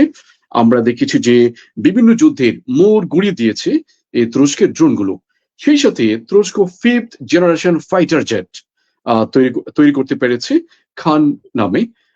আমরা 5th জেনারেশন ফাইটার জেট হিসেবে যে সকল জেটের নাম জানি সেগুলোর মধ্যে খান হচ্ছে অন্যতম বিশ্ববিখ্যাত। ইতিমধ্যে মধ্যপ্রাচ্যের অনেকগুলো দেশ, প্রায় কয়েকশো খান তারা ইতিমধ্যে তারা নিজের দেশে নেওয়ার জন্য তারা প্রস্তাবনা পেশ করেছে। সেই সাথে তুরস্কের যে অন্যান্য সামরিক প্রযুক্তি, ট্যাঙ্ক ব্যবস্থা এবং বিভিন্ন গোলা বারুদ এবং বিভিন্ন অস্ত্রপাতির দিক থেকে এবং বিভিন্ন হেলিকপ্টারের দিক থেকে তারা ইতিমধ্যেই নতুন নতুন টেকনোলজি এবং যে লেটেস্ট মডেলের যে সকল টেকনোলজি রয়েছে সে সকল টেকনোলজি তারা প্রয়োগ করছে এবং নতুন নতুন সামরিক প্রযুক্তি উদ্ভাবন করছে। বাংলাদেশের সাথে তুরস্ক এটা চুক্তি করার সম্ভাবনার পর্যায়ে পৌঁছেছে ইতিমধ্যে। এখন যেহেতু পার্লামেন্টে পাশ করার আগ পর্যন্ত চুক্তিকে আপনি চুক্তি বলতে পারেন না, যে মোটামুটি ডিসকাশন করা হয়েছে যে বাংলাদেশের ড্রোন কারখানা স্থাপন করতে চায়। এটি অত্যন্ত ইতিবাচক। বাংলাদেশের স্বাধীনতা এবং সার্বভৌমত্বের স্বার্থে তুরস্কের সাথে অত্যন্ত সৌহার্দ্যমূলক, সহযোগিতামূলক এবং সামরিক চুক্তির দিকে যাওয়া উচিত বলে আমি মনে করছি। বিশেষ করে চায়নার সাথে, রাশিয়ার সাথে যে পরিবর্তিত বিশ্ব পরিস্থিতির যে মোড় নিচ্ছে, এবং সেই সাথে অনেক ভেবেচিন্তে ইভেন ইউএস এর সাথেও একটা দূর সম্পর্কীয় সম্পর্ক রাখা দরকার বাংলাদেশের সামরিক বাহিনীর স্বার্থে এবং বাংলাদেশের স্বার্থে। এবং হচ্ছে আপনি পাকিস্তান, আমি মিশর, যদি সৌদি একটু আরবিয়া এবং আমি তুরস্ককে একটু যে জাস্ট বলয়ের যে চিন্তা আপনার একটা সেকেন্ড যে করে থাকি মালয়েশিয়া এবং ইন্দোনেশিয়া নিয়ে, সেই বলয়ের সাথে চায়নাকে যদি যুক্ত করা যায়, তাহলে বাংলাদেশের সামরিক প্রযুক্তি সক্ষমতার দিক থেকে বাংলাদেশ অনেক এগিয়ে যাবে বলে আমি মনে করি। জি, সম্মানিত উপস্থাপক। আমি জাস্ট আপনাকে জাস্ট আপনি যে কথাটা এনেছেন এটার সাথে জাস্ট একটু যোগ করে অ্যাড করে দিচ্ছি। সেটা হলো আমেরিকাকে সাথে রাখা দরকার আপনি বলছেন। অলরেডি জি, জি। আমেরিকা আমি ওই আমেরিকার আমাদের যে বর্তমান না, পররাষ্ট্রমন্ত্রী আমি একটা সেকেন্ড, আমি আপনার কথা বুঝতে পেরেছি যে আপনার সাথে অত্যন্ত সহযোগিতামূলক সম্পর্ক রাখতে হবে চায়নার সাথে। আপনি চায়না বলে ঢুকবেন, কিন্তু বৃহৎ শক্তিগুলো তাদের মানে খেলোয়াড় হিসেবে আপনাকে ইউজ করতে চায়। আপনি রাশিয়ান ব্লকে ঢুকলেন, রাশিয়া আপনাকে ইউজ করতে চাইলো আপনাকে প্লেয়ার হিসেবে। আপনি চায়না ব্লকে আপনি ঢুকতে চান, আপনাকে মাথায় রাখতে হবে যে আমাদের যে পার্শ্ববর্তী একটা রাষ্ট্র ভারত, ভারত আমাদের শত্রু রাষ্ট্র, ঠিক আছে বুঝলাম, কিন্তু আরেকটি রাষ্ট্র আছে বার্মা, মিয়ানমার। মিয়ানমারের সবচেয়ে ক্লোজ ফ্রেন্ড হচ্ছে চায়না। তো আপনি যে শুধু চায়নার সাথে সম্পর্ক রাখবেন, চায়না যে বার্মাকে হেল্প করবে না। আর যদি কখনো বার্মার সাথে যুদ্ধ হয়, বার্মার সাথে যুদ্ধ হওয়া অবশ্যম্ভাবী, আমি 100% আপনাকে বলে দিলাম, বার্মার সাথে আমাদের একটা যুদ্ধ করতেই হবে। এটা হয়ে আছে, যুদ্ধটা হয়ে আছে, যে কোনো সময় লেগে যেতে পারে বার্মার সাথে যুদ্ধ। তো মিয়ানমারের সাথে যখন যুদ্ধটা হবে, চায়না হচ্ছে বার্মার অত্যন্ত শক্তিশালী বাণিজ্যিক অংশীদার, এবং চায়নার বিশাল ইনভেস্টমেন্ট রয়েছে বার্মাতে। চায়না যে পারমাণবিক শক্তি অর্জন করতে চাচ্ছে বার্মা, চায়না তাদেরকে হেল্প করছে, রাশিয়া তাদেরকে হেল্প করছে। আপনাকে সেটা মাথায় রাখতে হবে। সুতরাং শুধুমাত্র চায়নার সাথে ভিড়লেন, অন্যান্য দিকগুলো আপনি দূরে রাখলেন। হ্যাঁ, আপনাকে যে জিও পলিটিক্যাল স্ট্র্যাটেজি ঠিক করতে হবে বাস্তবতা সামনে রেখে। আপনি এই মুহূর্তে আমেরিকা আমাদের সাথে যুদ্ধ করতে আসছে না, এই মুহূর্তে হচ্ছে আমেরিকাকে আপনি শত্রু বানিয়ে ইরান টিকতে পারে, ইরান শক্তি অর্জন করেছে, তারপরে তারা দাঁড়িয়ে গিয়েছে, তারা ফেস করতে পারছে আমেরিকার সাথে। আপনি কি সেই শক্তি অর্জন করতে পেরেছেন? পারছেন না। ভারতকে এবং মিয়ানমারকে ট্যাকেল দেওয়ার জন্য বাংলাদেশ শত্রু কে? ভারত। বাংলাদেশ শত্রু কে? মিয়ানমার। সোজা কথায়, বাংলাদেশ শত্রু কে? আমেরিকা। বাংলাদেশ শত্রু এখন আসছে যুদ্ধ করার জন্য, আমেরিকা আসতেছে আপনাকে মারার জন্য না। বাণিজ্যিক যে সম্পর্কটা আমেরিকার সাথে রাখতে হবে, তাদের কাছ থেকে আপনি প্রযুক্তি সংগ্রহ করতে পারেন। হ্যাঁ, অত্যন্ত সতর্কতার সাথে পা ফেলতে হবে তাদের সাথে, মানে সম্পর্ক রাখতে গিয়ে। সে সাথে আমাদের যে বন্ধু রাষ্ট্র যেগুলো রয়েছে সেগুলোর সাথে সম্পর্ক বৃদ্ধি করা। আজকে আপনি বন্ধু কাকে বানাবেন? Abu Dhabi, Dubai? তারা তো ইসরায়েলের পার্টনার, তারা তো হচ্ছে ইসরায়েল যে কোথাও, দুবাই সেম কোথায় এখন। তা আপনি দুবাইয়ের সাথে সম্পর্ক রাখতে গিয়ে আপনাকে হিসাব নিকাশ করে পা ফেলতে হবে। আপনি মিস্টার খলিলুর রহমান সাহেবের কথা বলেছেন, মিস্টার খলিল আমেরিকার সাথে সম্পর্ক রক্ষা করছেন অত্যন্ত ভেবে চিন্তে, এবং উনি জাতিসংঘের যে নিরাপত্তা সাধারণ পরিষদের সভাপতি হিসেবে নির্বাচিত হয়েছেন।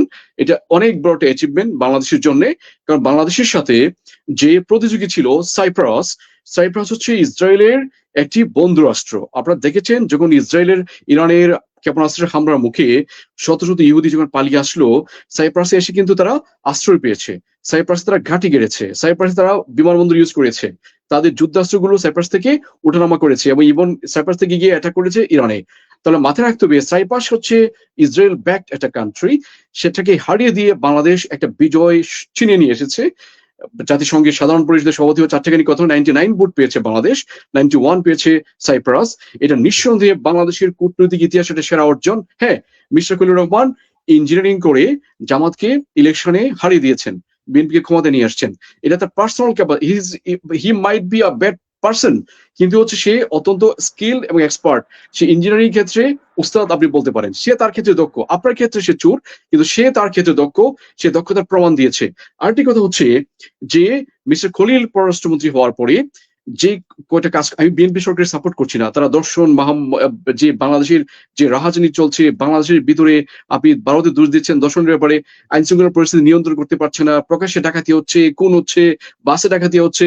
ওই দিন দেখলাম এক ব্যারিস্টার সাহেবের বাসায় দিনের বেলা ডাকাতি হয়ে গেল, আইন শৃঙ্খলা পরিস্থিতি নিয়ন্ত্রণ করতে পারছে না। হোম মিনিস্টার সম্পূর্ণরূপে ব্যর্থ হয়েছেন বাংলাদেশের আইন শৃঙ্খলা নিয়ন্ত্রণ করতে গিয়ে। আমি তাদেরকে সাপোর্ট করছি না, কিন্তু পররাষ্ট্রমন্ত্রী হিসেবে মিস্টার খলিল নিঃসন্দেহে একটা বিখ্যাত অর্জন করেছেন। সে সাথে আমরা দেখেছি বিজিবিকে, যারা আমাদের সীমান্তের রয়্যাল বেঙ্গল টাইগার ছিল, যাদেরকে বিড়াল হিসেবে বসিয়ে রাখা হয়েছিল সীমান্তে, সেই বিড়ালদেরকে জায়গা দেওয়া হয়েছে, দে আর নট ক্যাটস, তারা এখন বিড়াল না, তারা এখন রয়্যাল বেঙ্গল টাইগার। বিজিবি মোকাবিলা করছে বিএসএফ এর, এবং বিএসএফ বাংলাদেশের বিজিবিদের হুমকির মুখে দাঁড়াতে পারছে না। এই যে পুশিং করতে যাচ্ছে, কোনোভাবেই বাংলাদেশের বিজিবির সাথে কথা বলতে পারছে না। গুলি মানে সম্মুখ সমরে ওরা টিকবেই না আমাদের বিজিবির সামনে। তো এই যে মোটামুটি সীমান্তে আপনি একটা মেরুদণ্ড দাঁড় করিয়ে ওঠার চেষ্টা করছে বাংলাদেশ। হ্যাঁ, ইন্ডিয়াকে আমরা কেন শত্রু মনে করি? ইন্ডিয়া রয়ের মাধ্যমে বাংলাদেশে তার সামগ্রিক কার্যক্রম পরিচালনা করে পার্বত্য চট্টগ্রামকে তারা স্বাধীন করার চেষ্টা করে। তারা এখানে হাদি হত্যাকাণ্ড ঘটিয়েছে। ভারত এখানে প্রেসিডেন্ট জিয়া রহমানের হত্যাকাণ্ডের পিছনে ভারত জড়িত ছিল। তিস্তা ব্রিজ আমাদেরকে কর্তা দিচ্ছে না। আমাদের যখন পানি প্রয়োজন তখন তারা পানি দেয় না। আমাদের যখন পানির প্রয়োজন নেই তখন বন্যা দিয়ে আমাদেরকে ভাসিয়ে দেয়। আমাদের সোনামুখী হাওরগুলোকে ডুবিয়ে দেয়, তাদের উজানের বাঁধগুলো ছেড়ে দিয়ে।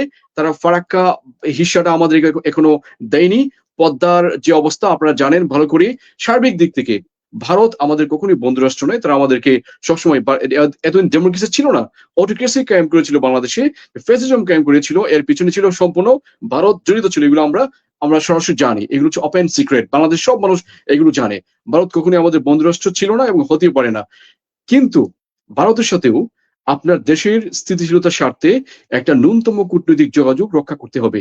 মিয়ানমারের সাথেও একটা ন্যূনতম ডিপ্লোমেসি রক্ষা করতে হবে। হ্যাঁ, যুদ্ধ করতে আসলে ছেড়ে দেওয়া যাবে না, আপনি তখন ছেড়ে কথা বলবেন না, কিন্তু একটা enemy for none, friends for all, এটা হচ্ছে বাংলাদেশের দ্বিপাক্ষিক পররাষ্ট্রনীতি ছিল।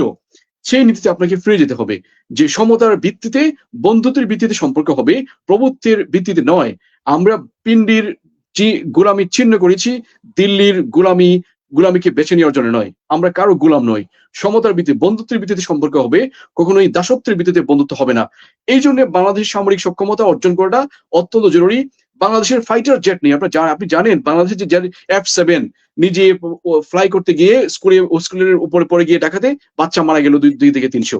এই বিমানগুলো উঠতে গিয়ে ভেঙে পড়ে মারা যায়। আপনি কেন এগুলো চেঞ্জ করছেন না? MiG-29, 8টা যে MiG-29 ছিল, সে 4টা এখন পড়ে আছে ল্যান্ডেড, এখন হচ্ছে কোনো কাজ করা যায় না 4টা দিয়ে। 4টাও কিছু 4টাকে পাঠিয়েছেন বেলারুশে, এমন 2টা হচ্ছে মোটামুটি চলনসই আছে 4.7 জেনারেশনের ফাইটার জেট MiG-29।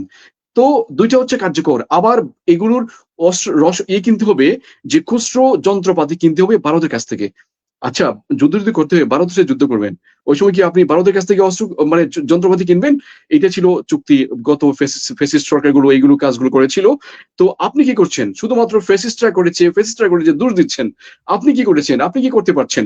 নতুন সরকার এসে কি করতে পেরেছে? তাদের উচিত হবে অবিলম্বে ফাইটার 5th জেনারেশন এবং 6th জেনারেশন ফাইটার জেট সংগ্রহ করা, আকাশ প্রতিরক্ষা সংগ্রহ করা। যে কোনো ইন্ডিয়া আমাদেরকে হামলা করে, ইন্ডিয়া কখনোই আমাদের সাথে পারবে না। অনেকে মনে করে ওদের ক্ষেপণাস্ত্র, পারমাণবিক শক্তিশালী দেশ, আমাদেরকে ঘুরিয়ে দিবে, ইন্ডিয়া থেকে মারবে, বাংলাদেশ ঢাকা ঘুরিয়ে দিবে। না, ওরা মারার আগে আমরা ওদের 6টা শহর ঘুরিয়ে দিব। ক্যালকাটা শহর আমাদের একদম হাতের না গেলে ক্যালকাটা শহর ঘুরিয়ে দিতে পারবো আমরা। আসলে গুয়াহাটি, এগুলো আমরা ঘুরিয়ে দিব। অনেকগুলো রাজধানী শহর, 6টা রাজধানী শহর আছে ওদের, প্রাদেশিক রাজধানী শহর, আমরা সেগুলো ঘুরিয়ে দিব। এত ইজি না যে বাংলাদেশকে ওরা টেক ওভার করে ফেলবে এসে। তাহলে বাংলাদেশকে সামরিক প্রযুক্তির দিক থেকে সক্ষমতা অর্জন করতে হবে। এবং তুরস্কের সাথে যে স্টেপটা গ্রহণ করেছে, আমি মিস্টার খলিলুর রহমান এবং প্রাইম মিনিস্টার তারেক রহমান, যদিও অনেক ক্ষেত্রে ওনারা ব্যর্থ হয়েছেন, ইঞ্জিনিয়ারিং করে ক্ষমতা এসেছেন, সেগুলো বলতে চাই না, কিন্তু এখন he is the prime minister, he is the foreign minister. এই বাস্তবতা মেনে নিয়ে আমি বলতে চাই যে তুরস্কের সাথে যে সম্পর্ক বৃদ্ধি করছেন, আই স্যালুট ইউ। এবং আপনারা জানেন গত ফ্যাসিস্ট সরকার আমাদের পাসপোর্ট থেকে ইসরায়েল, আমাদের পাসপোর্টে লেখা ছিল যে অ্যাকসেপ্ট ইসরায়েল, তাই না? যে ইসরায়েল ছাড়া সমস্ত রাষ্ট্র লেখা ছিল আমাদের পাসপোর্টে। গত ফ্যাসিস্ট সরকার ইসরায়েলকে পাসপোর্ট থেকে বাদ দিয়ে দিয়েছিল। আপনি চিন্তা করুন, দুবাই যেরকম ভাবে ভিতরে ইসরায়েলের সাথে ফ্রেন্ডশিপ করেছিল, গত fascist regime they made friendship with Israel, এবং ইসরায়েলের দিক নির্দেশনায় আমাদের পাসপোর্ট থেকে ইসরায়েল শব্দটা সরিয়ে দিয়েছিল। প্রেসিডেন্ট সরকারকে আমি স্যালুট জানাতে চাই, তারা এসে আমাদের পাসপোর্টে ইসরায়েল শব্দটা নিয়ে এসেছে আবার, অ্যাকসেপ্ট ইসরায়েল। এটার মানে হচ্ছে we don't support Israel as a state. আমরা একটা রাষ্ট্র হিসেবে ইসরায়েলকে কখনোই স্বীকৃতি প্রদান করি না এবং ইসরায়েলকে অবৈধ রাষ্ট্র মনে করি, এবং এই জন্য আমাদের পাসপোর্টেও আমরা ইসরায়েলকে লিখে রেখেছি এটা ব্যান্ড রাষ্ট্র, অবৈধ রাষ্ট্র আমাদের কাছে। তো এটা ফিরে নিয়ে আসছে প্রেজেন্ট গভর্নমেন্ট। এটা হচ্ছে তারা অবশ্যই তারা ধন্যবাদের যোগ্য। সেই সাথে বর্তমান সরকারকে, হোম মিনিস্টারকে বিশেষ করে, উনি অত্যন্ত শুধু সংবিধান উনি কচলান।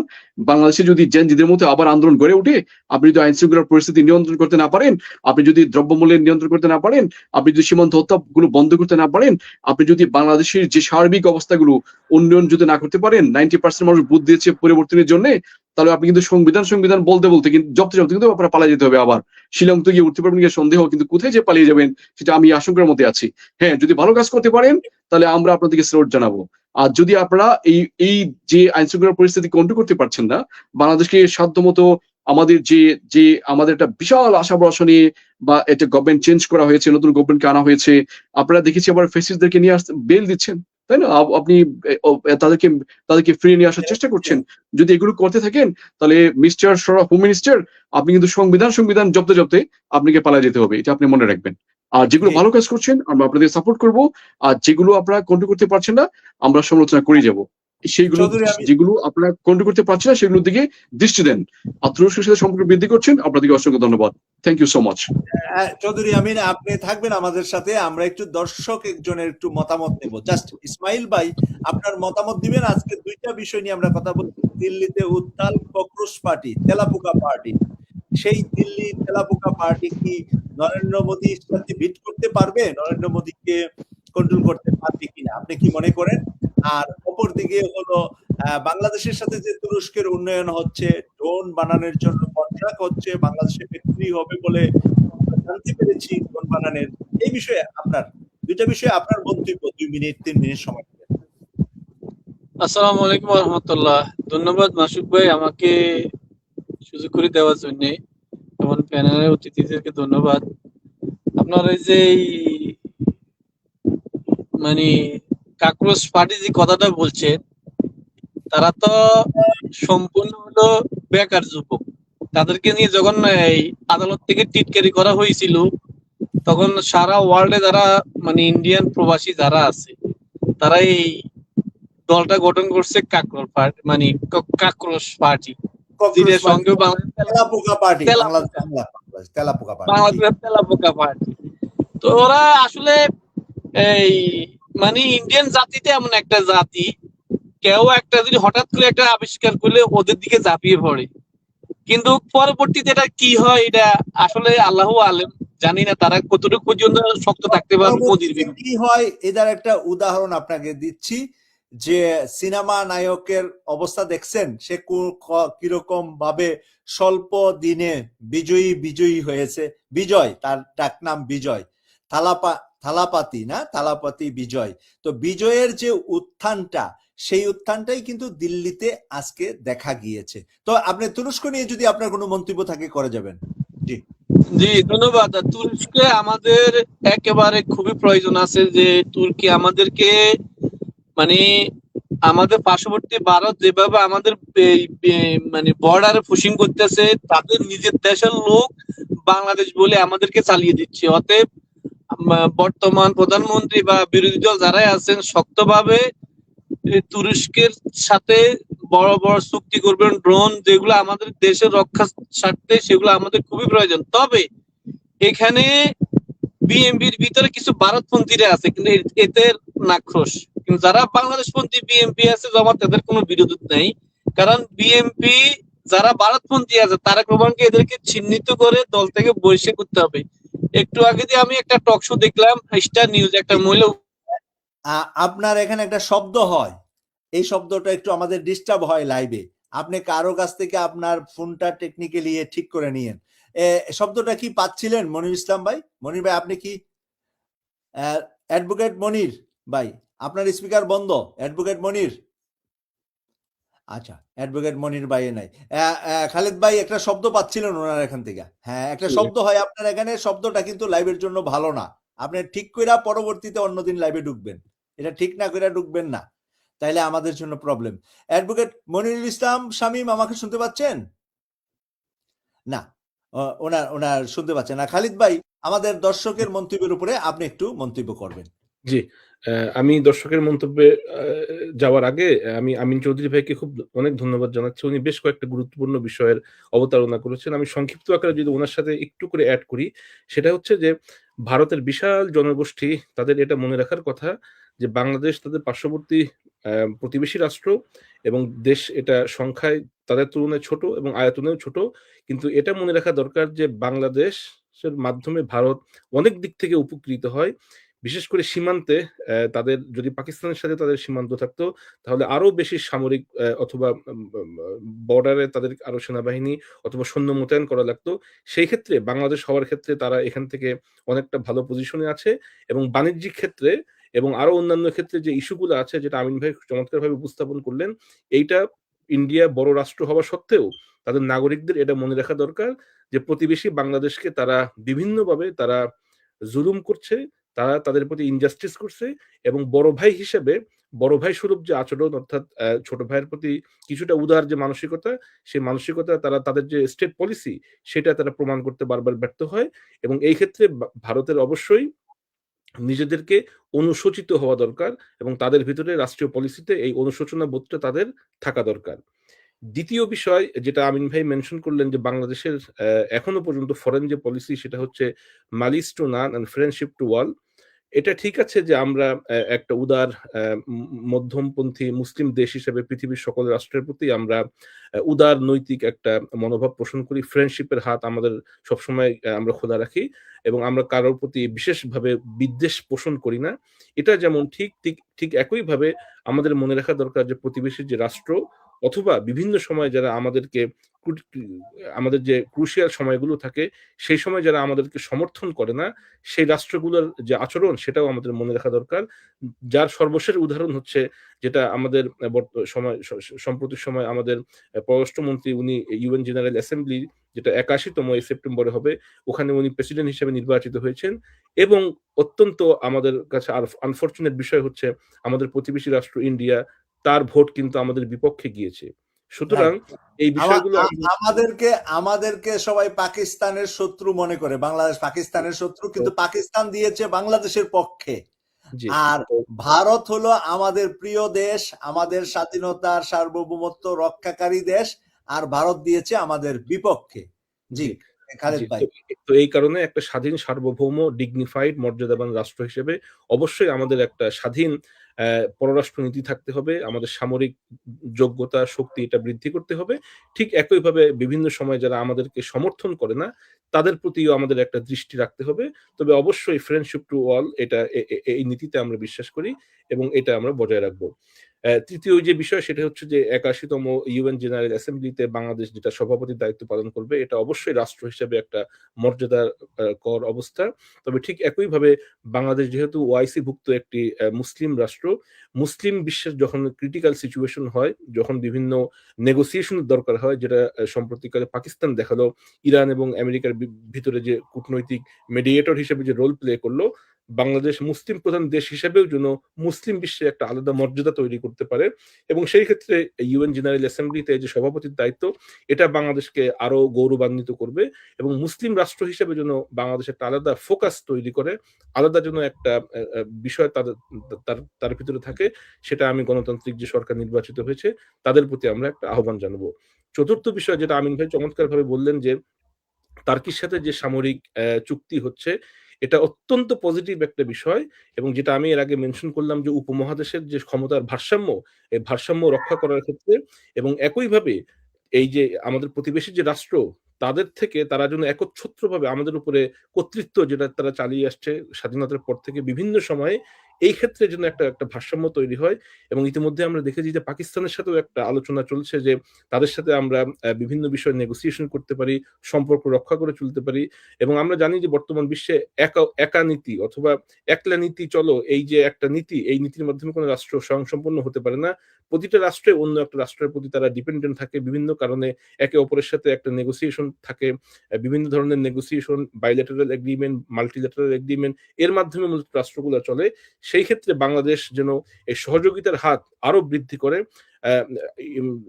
পূর্ববর্তী ইন্টারিম সরকারের সময় আমরা লক্ষ্য করেছিলাম যে সেখানে একটা উদ্যোগ লক্ষ্য করা গিয়েছিল যে বাংলাদেশ যদি অন্যান্য যে রাষ্ট্রগুলো আছে তাদের সাথে যদি এবং যে ফোরামগুলো আছে লোকাল রিজিওনাল যে ফোরাম, সেখানে যদি বাংলাদেশ যুক্ত হতে পারে, তাহলে বাংলাদেশের মর্যাদা, শক্তির ভারসাম্য সেটা আরো বৃদ্ধি পাবে। সেই ক্ষেত্রে তুরস্কের সাথে এই যে সামরিক যোগাযোগ, এটা খুবই পজিটিভ একটা বিষয়, এবং এটা যেন ফাইনালি সাকসেসফুল হয় সেটা আমরা আজকের অনুষ্ঠান থেকে প্রত্যাশা করি।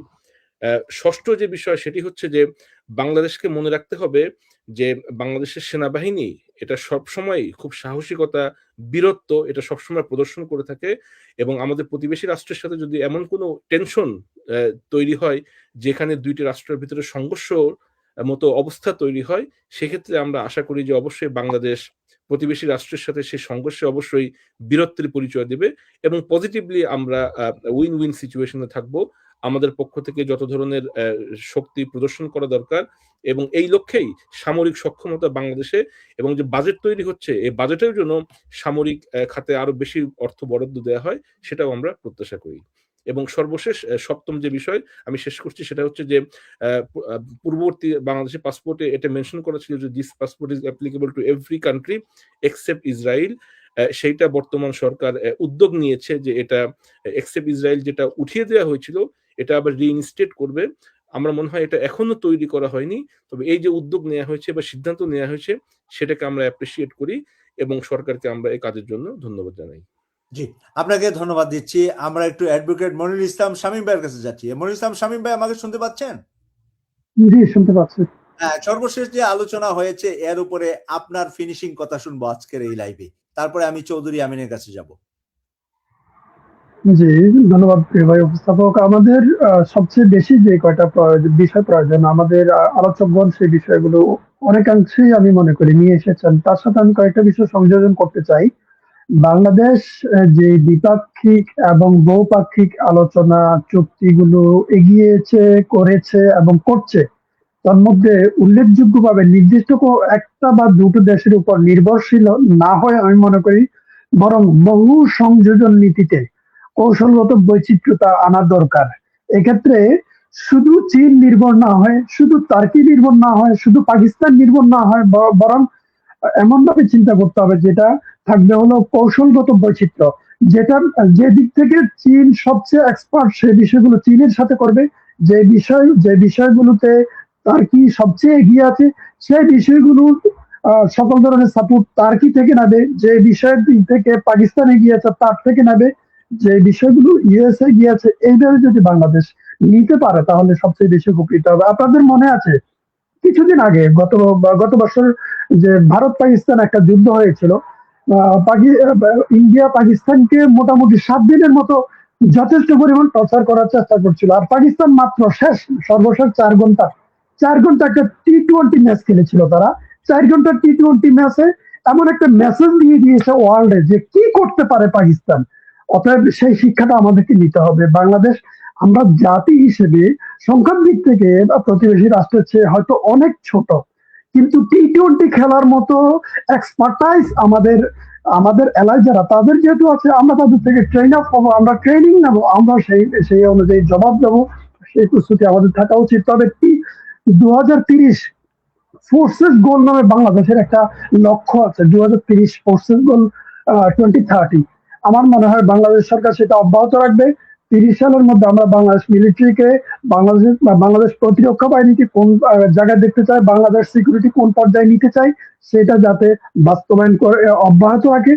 যদি এটা বাস্তবায়ন অব্যাহত রাখে তাহলে তারা এই সরকার যে প্রকৃত দেশপ্রেমিক এটা প্রমাণ হবে। এটা প্রমাণ করার জন্য তারা আমার মনে হয় টার্কির সাথে যে চুক্তিটা হয়েছিল সেই চুক্তিটা এগিয়ে নেওয়ার চেষ্টা করছে। আরেকটা চুক্তি রয়েছে আমাদের চায়নার সাথে, আরেকটা চুক্তি রয়েছে পাকিস্তানের সাথে। কিছুদিন আগে তারা একটা চুক্তি করেছে। তো যে চুক্তিটা পূর্ণাঙ্গ একটা খসড়া হয়েছিল সেটা যাতে পরিপূর্ণ বাস্তবায়ন করলে তাহলে কি হবে, আমাদের পার্বত্য চট্টগ্রাম নিয়ে যে বিশাল একটা সমস্যা, রোহিঙ্গা যে সমস্যা, এবং নতুন করে আরেকটা সমস্যা এখন আমাদের প্রতিবেশী রাষ্ট্র নিয়ে আছে পশ্চিমাঞ্চলে, পশ্চিমবঙ্গ ওয়েস্ট বেঙ্গলে, যেটা এই সমস্যাগুলো মোকাবেলা করার জন্য খুব বেশি কষ্ট করতে হবে না। সেই জন্য প্রপার প্রস্তুতি থাকতে হবে। সেই জন্য প্রপার প্রস্তুতির একটা হলো আমাদের রাষ্ট্রের ভিতরে আমাদের প্রতিবেশী রাষ্ট্রের যে দোসরগুলো আছে, দালালগুলো আছে, এগুলোকে চিহ্নিত করা এগুলোকে আইনের আওতায় নিয়ে আসা, কোনোভাবেই এদেরকে ছাড় দেওয়া যাবে না। এরা পিছন থেকে ছুরি মারার মতো লোক। যারা প্রতিবেশী রাষ্ট্রের দালাল, এরা আপনাকে ছুরি মারার জন্য প্রস্তুতি নিয়ে আছে, সময় মতো এরা ঠিকই কিন্তু পিঠে ছুরিটা মেরে দেবে। অতএব এদের ব্যাপারে জিরো টলারেন্স, কোনো কম্প্রোমাইজ করা যাবে না। দ্বিতীয় বলবো, আইন শৃঙ্খলা বাহিনী, আমাদের স্বরাষ্ট্রমন্ত্রী বারবার বলছেন করছে হচ্ছে, এই ধরনের কথাবার্তা বাদ দিয়ে যদি উনি প্রপারলি আমাদের আইন শৃঙ্খলা নিয়ন্ত্রণ করতে পারে করুক, আর না উনি যাতে ওনার ইজ্জত রক্ষার্থে উনি এই চেয়ারটা সরে দিয়ে আমরা ভালো কাউকে সেখানে দিতে পারি, সরকার যাতে ভালো কাউকে দিতে পারে সেই ব্যবস্থাটা উনি করে দেখ। আমি অনুরোধ জানাবো, উনি ব্যর্থ একাধিকবার প্রমাণ হয়েছে, একাধিকবার প্রমাণ করে দিয়েছে গত 3 মাসের মধ্যে। অতএব এই ধরনের অপদার্থ অথর্ব মার্কার স্বরাষ্ট্রমন্ত্রী আমরা বাংলাদেশের এই সর্বোচ্চ যে আইন শৃঙ্খলার সর্বোচ্চ চেয়ার সেখানে আর দেখতে চাই না। তৃতীয়ত আমি বলবো, আমরা বর্ডার সিকিউরিটির ব্যাপারে নাইস একটা জবাব দেওয়া শুরু করেছে, এটা আরেকটু মজবুত হবে যদি আমাদের সরকারের সদিচ্ছা থেকে থাকে। শুধু পূর্বাঞ্চলে নয়, উত্তরাঞ্চল, পশ্চিমাঞ্চল, এই 3টা অঞ্চলে তো মূলত আমাদের বর্ডার, আর দক্ষিণাঞ্চল আমাদের সমুদ্র, সেটা আমাদের নেভির নিয়ন্ত্রণে।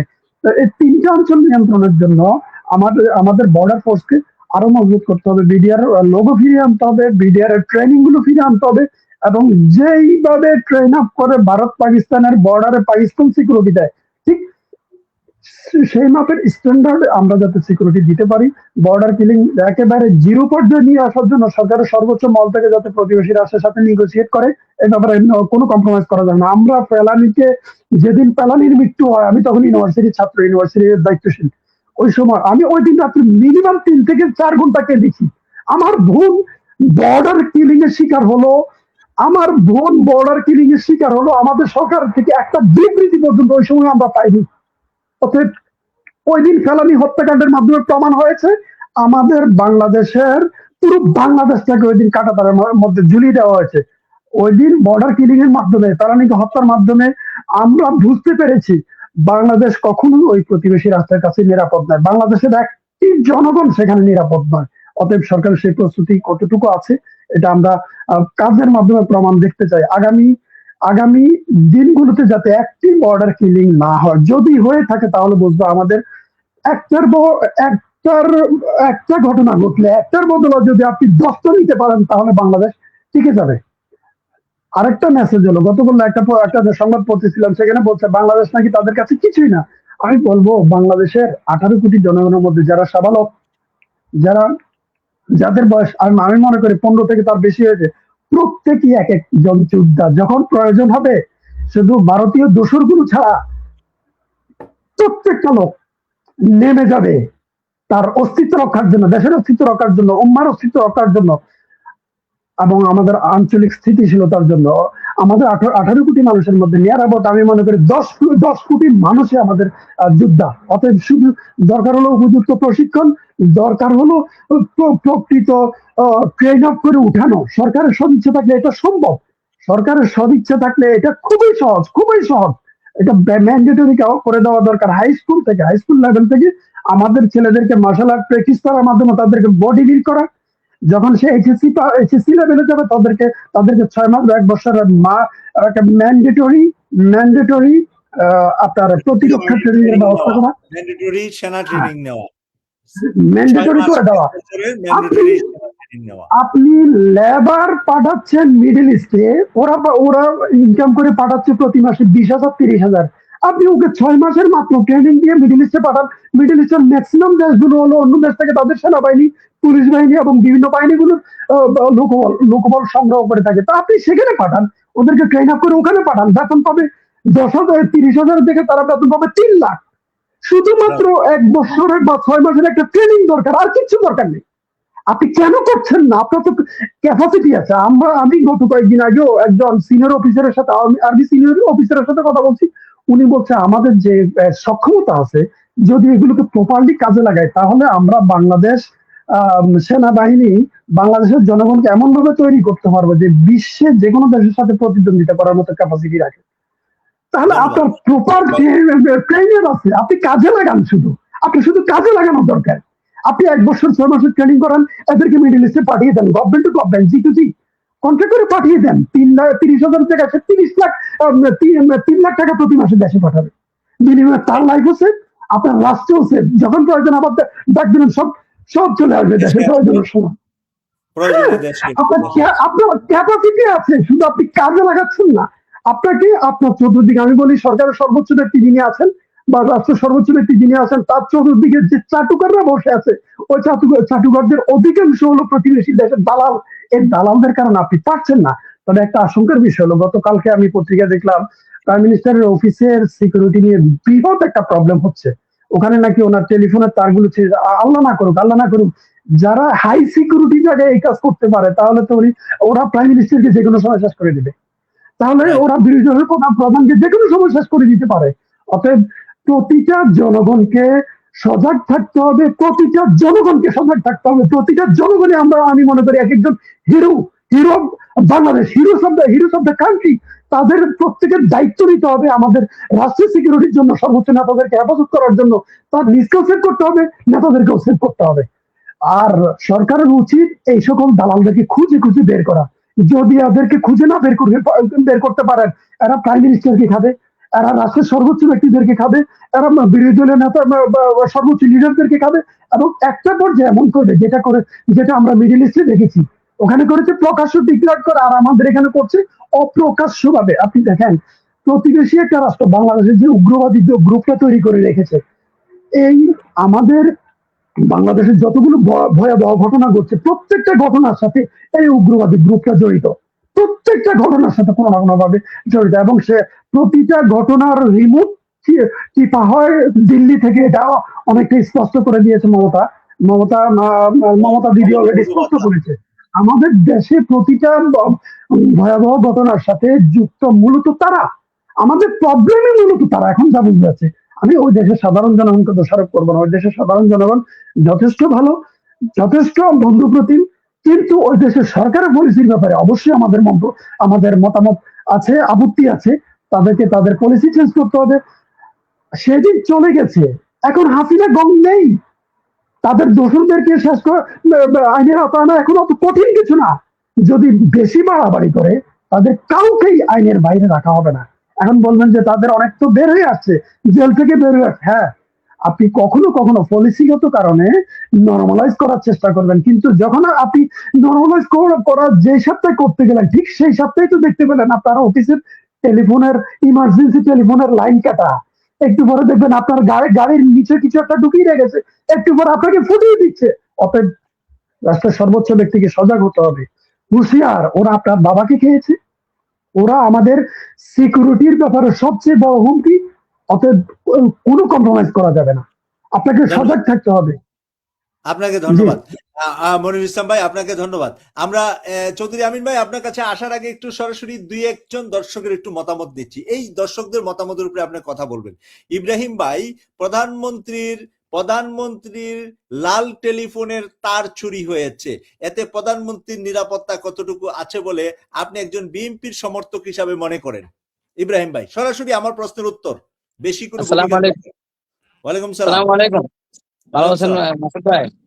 জি, অ্যাকচুয়ালি আপনাদের আলোচনা শুনছিলাম, তো পাশাপাশি দেখলাম যে আপনাদের আলোচনা প্রায় শেষের দিকে, তো ভাবলাম যে একটু জয়েন হই। খুব মনোযোগ সহকারে শুনছিলাম, আমি বাসার থেকে বসে বসে দোকানে এসেও দেখতেছি। তো সবকিছু মিলিয়ে যাই হোক, প্রধানমন্ত্রীর নিরাপত্তায় আমি তেমন একটা সন্দেহ প্রকাশ করতেছি না বা কোনো ভয়ভীতি দেখতেছি না। আর দ্বিতীয় ভয় এক জায়গা থেকে আছেই, তারপরেও সবকিছু মিলিয়ে বাংলাদেশে ভয় আর নির্ভয়ের কোনো সুযোগ নাই। যে কোনো মুহূর্তে যে কোনো কিছু ঘটে যেতে পারে। যেখানে জামাত আমাদের মানে একরকম আমাদের সাথে সঙ্গী ছিল, ওখানে জামাত যে একটা অবস্থা শুরু করছে, তো কখন যে কার কি হয়ে যায় সেটা বিশেষ করা যাচ্ছে না। যে কোনো একটা দুর্ঘটনা হতেও পারে, আবার নাও হতে পারে। বাকি তাওয়াক্কাল তো আল্লাহ। প্রধানমন্ত্রী তার চুরির সাথে জামাত জড়িত বলে আপনি মনে করেন কিনা? না, জামাত এই লাল টেলিফোনের তার চুরি জামাতের কেউ করছে কিনা আপনি মনে করেন কিনা? না, এটা তো একটা হাস্যকর বা এটা একটা তথ্য হইলো। আপনিও প্রশ্নটা কেমনে করেন? জামাতে কি তার চুরি?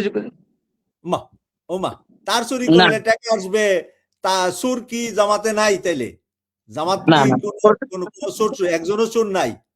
না, বিষয় জামাতের ভিতরে চোর আছে না সেটা না। ভালো মন্দ তো দেখেন, লেবাস পরে যদি। তার চুরি কে করছে? বিএনপি করছে না আওয়ামী লীগ করছে? লাল তার না, চুরি? বিএনপি করে নাই, করছে কেউ করছে সেটা তথ্যভিত্তিক বলতে হবে। এখন আমি তো আন্তাজে বলতে পারি না যে আওয়ামী লীগও করছে, বিএনপি করছে বা জামাতে করছে।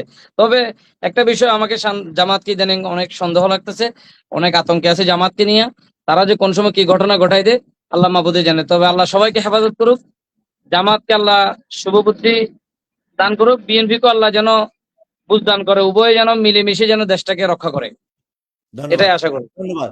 এখন মদিনা থেকে এক জামাতের সমর্থক মিজান ভাই কথা বলুক। আপনিও তো প্রবাসে।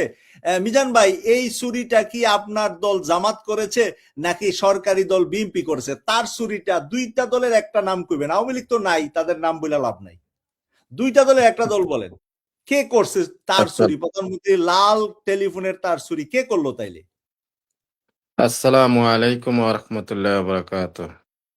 প্রধানমন্ত্রীর লাল তার চুরি করেছে, এটা তো জামাত কিছুতেই এটা চুরি করবে না। কারণ জামাত তারা আল্লাহকে ভয় করে, জামাত পরকালকে ভয় করে, জামাত তার চুরি করবে না।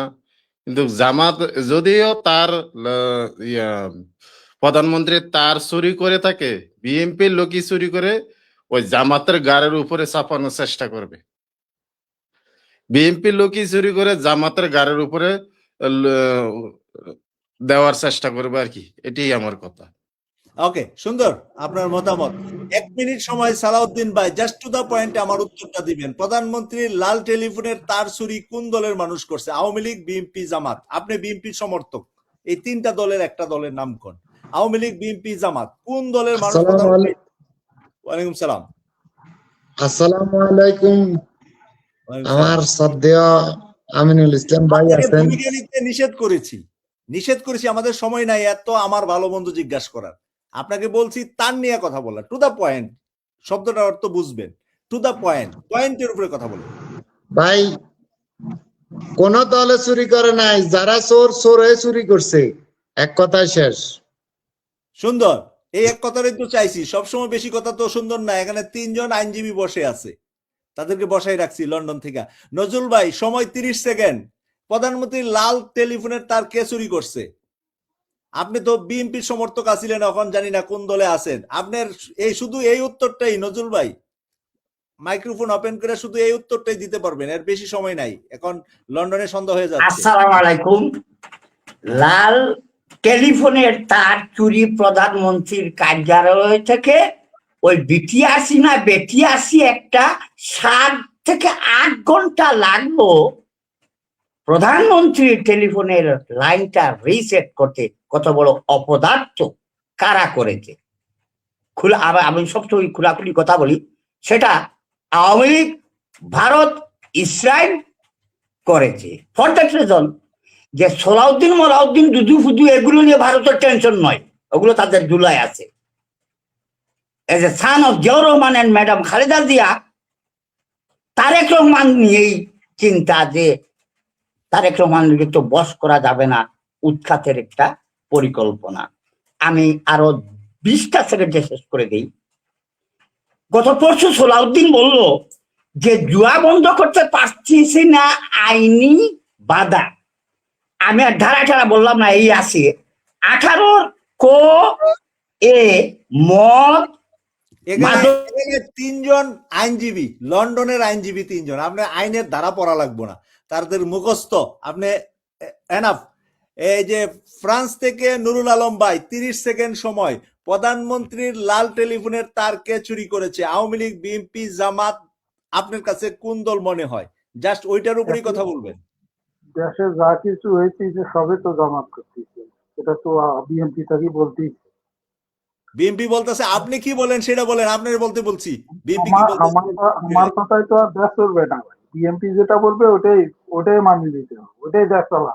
ঠিক আছে, ওটাই সংবিধান, ওটাই সংবিধান, ওটাই সব। সংবিধানের বাইরে লাল লাল লাল কি হবে না, লাল ঠিক আছে, আমার কথাই তো হবে না। বিএনপি বলতেছে দেশে যা কিছু ঘটতেছে জামাতে করতেছে, ওটা এখন মানতে হবে। এখন তো আমার ক্ষমতা নাই, আমার ক্ষমতা তো নাই যে আমি কোনো কিছু করবো। আর জামাতেরও ওই হাডাম নাই যে কোনো কিছু করবে। জামাত হয়তো সারা জীবন রাজনীতি করবে, এই। মানিয়ে নিতে হবে, এখন কিছু করার নাই। মানে চুরির দায়ে লাল তারের চুরির দায়েও জামাতকে নিতে হইব, ওই হেডাম নাই মানে এটাকে হ্যাঁ। প্রতিবাদ করার হেডাম নাই। অবশ্যই অবশ্যই হেডাম মানিয়ে নাইয়ের নিতে বাংলাটা হবে। কি হয়, মানে এটার বাংলা এখন শব্দটা কি? শক্তি নাই, ওই শক্তি নাই যে মাজাই শক্তি নাই, আমি বুঝি মাজাই শক্তি ঠিক নাই, মানে হেডাম নাই মানে মাজাই মাজাই শক্তি শক্তি নাই, জামাতের মাজাই শক্তি নাই যে এই ঠিক লাল আছে। তার চুরি করার প্রতিবাদ করবে, তাই না? আরেকজন আইনজীবী অ্যাডভোকেট শাহরিয়ার আলম শিপার ভাই, আপনার ক্যামেরা বন্ধ। আরেকজন আইনজীবী লন্ডন থেকে যুক্ত হয়েছে, যদিও চৌধুরী আমিন ভাই, দেখি চৌধুরী আমিন আবার আসছে। শাহরিয়ার আলম শিপার ভাই, আপনি আমিন ভাইয়ের পরে কথা বলবেন, আপনার ক্যামেরাটা খুলে বসে থাকেন, আমি পরে আপনাকে সামনে আনবো। আপনার ক্যামেরাটা বন্ধ আছে। এরই মাঝে আমি আরেকটা দর্শকের মতামত নিয়ে নিচ্ছি। এই যে জাফর ভাই, মালয়েশিয়া। জাফর ভাই, আপনার আসসালামু আলাইকুম মাসুদ ভাই, শোনা যাচ্ছে আমাকে? শোনা যাচ্ছে। আপনার সময় 30 সেকেন্ড। আমার প্রশ্নের ও, শুধু উত্তর এতক্ষণ। দেওয়া। হ্যাঁ হ্যাঁ, প্রশ্নটা হইলো, ঘটনা হচ্ছে এটা এটা আমি বলি, 1 মিনিট বলি। বলেন। অতিথি যারা আছে সকলকে শুভেচ্ছা। আমি বলতে চাই, ওই যে সালাউদ্দিন 2 দিন আগে একটা দিয়েছে, মানে বর্ডার ক্লিনিং এর একটা নতুন সংজ্ঞা দিয়েছে। হ্যাঁ, তো ওনারা যে ভারতের ফলিতি আছে, মানে সালাউদ্দিন সহ সালাউদ্দিন সহ বেশ যেগুলো আছে সেগুলো তো আছেই। ভারত ওই যে নজরুল সাহেব যে কথাটা বললো যে ওই তারেক রহমানকে বসে নেওয়া যাবে না, উনি জিয়ার রহমানের রক্ত, বেগম খালেদা জিয়ার রক্ত, ওনাকে বসে নেওয়া যাবে না। ওনাকে একটা ফার্স্ট ওয়ার্নিং দেওয়া হলো যে তোমার টেলিফোন, লাল টেলিফোনে তার তো চুরি করতে পারি, তাহলে আরো কি করতে পারি এটা একটু ঢুকাই নাও, নিয়ে আমরা আমার ইয়েতে সেইভাবে চলো। এটা হচ্ছে ফার্স্ট ওয়ার্নিং, ঠিক আছে? এটা একেবারে বাস্তব ফার্স্ট ওয়ার্নিং দেওয়া হলো যে আমি তোমার লাল টেলিফোনে তার চুরি করতে পারি, আরো কি করতে পারি, কোথায় কি করতে পারি, এটা ভালো করে ঢুকাই নাও। এই, এছাড়া অন্য কিচ্ছু না। ধন্যবাদ সকলকে। আপনি তো একেবারে কঠিন কথা বলে আপনি তো কঠিন কথা বলছেন। আমাদের 2 জন আইনজীবী এখন সর্বশেষ কথা বলবে, শাহরিয়ার আলম শিপার আর অ্যাডভোকেট আমিন চৌধুরী, আইন বিশেষজ্ঞ আমিন চৌধুরী। আমিন চৌধুরী, আপনাকে দিয়ে শুরু, শিপার ভাইকে দিয়ে শেষ। জি, Amin Chowdhury. Thank you so much. বিশেষ করে আমাদের যারা দর্শকবৃন্দ আজকে সরাসরি যুক্ত হয়ে কথা বলেছেন, আপনাদের প্রতি রেসপেক্ট, শ্রদ্ধা প্রকাশ করছি। আপনাদের মনোভাব ব্যক্ত করেছেন। আসলে আপনারা হচ্ছেন আমাদের আয়না, আপনাদের কাছ থেকে অনেক কিছু বুঝতে পারি। আমি আমাদের মূল আলোচনায় ফিরে যাচ্ছি যে নাম্বার 1, বাংলাদেশের চারপাশে শত্রু দেশ বেষ্টিত অবস্থায় আমরা আছি। শুধু একদিকে হচ্ছে সমুদ্র, এবং সমুদ্র আমরা আমাদের সমুদ্রের যে সীমানা সেটা পাড়ি দেওয়ার সাথে সাথে ভারত মহাসাগরের শুরু। তাহলে আমরা চারদিক থেকে এই শত্রু দেশ পরিবেষ্টিত অবস্থায়, এবং এমন একটি দেশ ভারত যারা যে কোনোভাবেই আমাদেরকে মাথা উঁচু করে বাঁচতে দিতে চায় না। তারা স্বাধীনতার সার্বভৌমত্বের উপরে সবসময় সাপের মতো ছোবল মারতে চায়। এবং ভারত এমন একটি রাষ্ট্র, তার চারপাশের কোনো নেইবার, কোনো প্রতিবেশীর সাথে যার কোনো সুসম্পর্ক নেই। এটা আমরা খুব ভালো করে জানি। মালদ্বীপের সাথে নেই, শ্রীলঙ্কার সাথে নেই, নেপালের সাথে নেই, আমাদের বাংলাদেশের সাথে নেই, আর পাকিস্তানের সাথে তো হচ্ছে নেই। তো এই ভারত সবসময় চায় বাংলাদেশকে কিভাবে ডিস্টার্ব করা যায়, বাংলাদেশের স্বাধীনতার সার্বভৌমত্ব কিভাবে গিলে ফেলে যায়। আমরা একটু আগে শুনেছি যে আমার বন্ধু মিস্টার খালেদ ইয়াহিয়া বলেছেন যে ভারতের একটা প্ল্যান হচ্ছে যে বাংলাদেশকে তারা গ্রাস করতে চায়, বাংলাদেশকে একটা তাদের অঙ্গরাজ্য হিসেবে প্রতিষ্ঠা করতে চায়। এটা হচ্ছে ভারতের একটা অন্যতম উদ্দেশ্য। তাহলে আমাদের স্বাধীনতা সার্বভৌমত্বকে যদি রক্ষা করতে হয়, তাহলে ভারতের এগেনস্টে আমাদের কি কি পলিসি অবলম্বন করা দরকার, এই বিষয়গুলো আমি মনে করছি আলোচনা করা প্রয়োজন। আমরা ভারতকে অনর্থক ভয় পাই। আমাদের মাথায় রাখতে হবে, ভারত শুধুমাত্র তাদের সিনেমায় সবসময় যুদ্ধে জয়ী হয়। ভারতের ইতিহাসে তারা কোনো যুদ্ধে কখনো জয়ী হয়নি।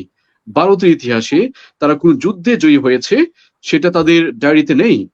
তারা, হ্যাঁ, আপনারা বলতে পারেন হায়দ্রাবাদ দখল করেছে। যেদিন কায়েদে আজম মোহাম্মদ আলী জিন্নাহ মারা গিয়েছেন 1948-এ, জিন্নাহ সাহেব মারা যাওয়ার সাথে সাথে তারা হায়দ্রাবাদকে দখল করে নিয়েছে। হায়দ্রাবাদ একটি স্বাধীন রাষ্ট্র ছিল, হায়দ্রাবাদের স্বাধীন পতাকা ছিল, হায়দ্রাবাদের জাতিসংঘে নিযুক্ত তাদের প্রতিনিধি ছিল, তাদের ফ্ল্যাগ ছিল, তাদের তাদের জাতীয় সঙ্গীত ছিল, তাদের সেনাবাহিনী ছিল, কিন্তু স্বাধীন হায়দ্রাবাদকে ভারত দখল করে গ্রাস করে নিয়েছে। তাহলে আমরা দেখতে পাচ্ছি ভারত একটি হানাদার বাহিনীর বৈশিষ্ট্যান্বিত একটি রাষ্ট্র।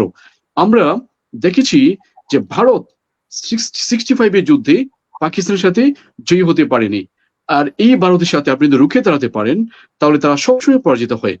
আমি কয়েকদিন আগে একটি যুদ্ধ, ইমরান খান যখন ভারতের প্রাইম মিনিস্টার ছিলেন তার সময় যে যুদ্ধটি হয়েছিল, সেখানে আমরা দেখেছি যে তাদের একজন পাইলটকে, তাদের একটা MiG-29 খুব সম্ভবত ফাইটার জেটকে গুলি করে ফেলে দিয়েছে, এবং তাদের একজন যে কর্নেল ছিল সেখানে, যে ফাইটার জেট যে পাইলট, লেফটেন্যান্ট কর্নেল রাহুল খুব সম্ভবত নামটা, তাকে তারা জ্যান্ত ধরে রেখে দিয়েছে পাকিস্তান সীমান্তে।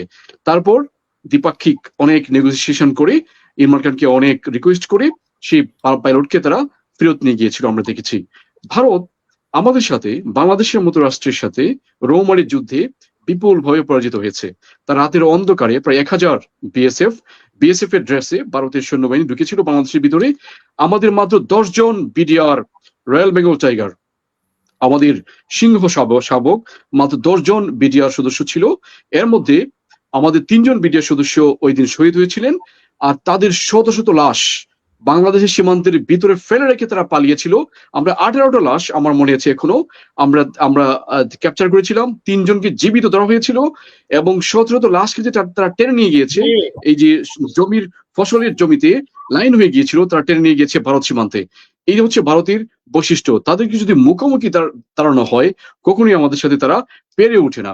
আমরা তাদেরকে অনর্থক ভয় পাই। হ্যাঁ, যেহেতু তারা অনেক জনসংখ্যা অধ্যুষিত একটি রাষ্ট্র, তাদের পারমাণবিক শক্তি রয়েছে, এবং তাদের যে ক্ষমতা রয়েছে অনেক বছর যাবৎ, হিন্দু মৌলবাদী একটি দলের প্রধান, সাম্প্রদায়িক দলের প্রধান, যে নিজে মানুষ খুন করে ক্ষমতা এসেছে, মানুষ খুন এখন সে বন্ধ করেনি।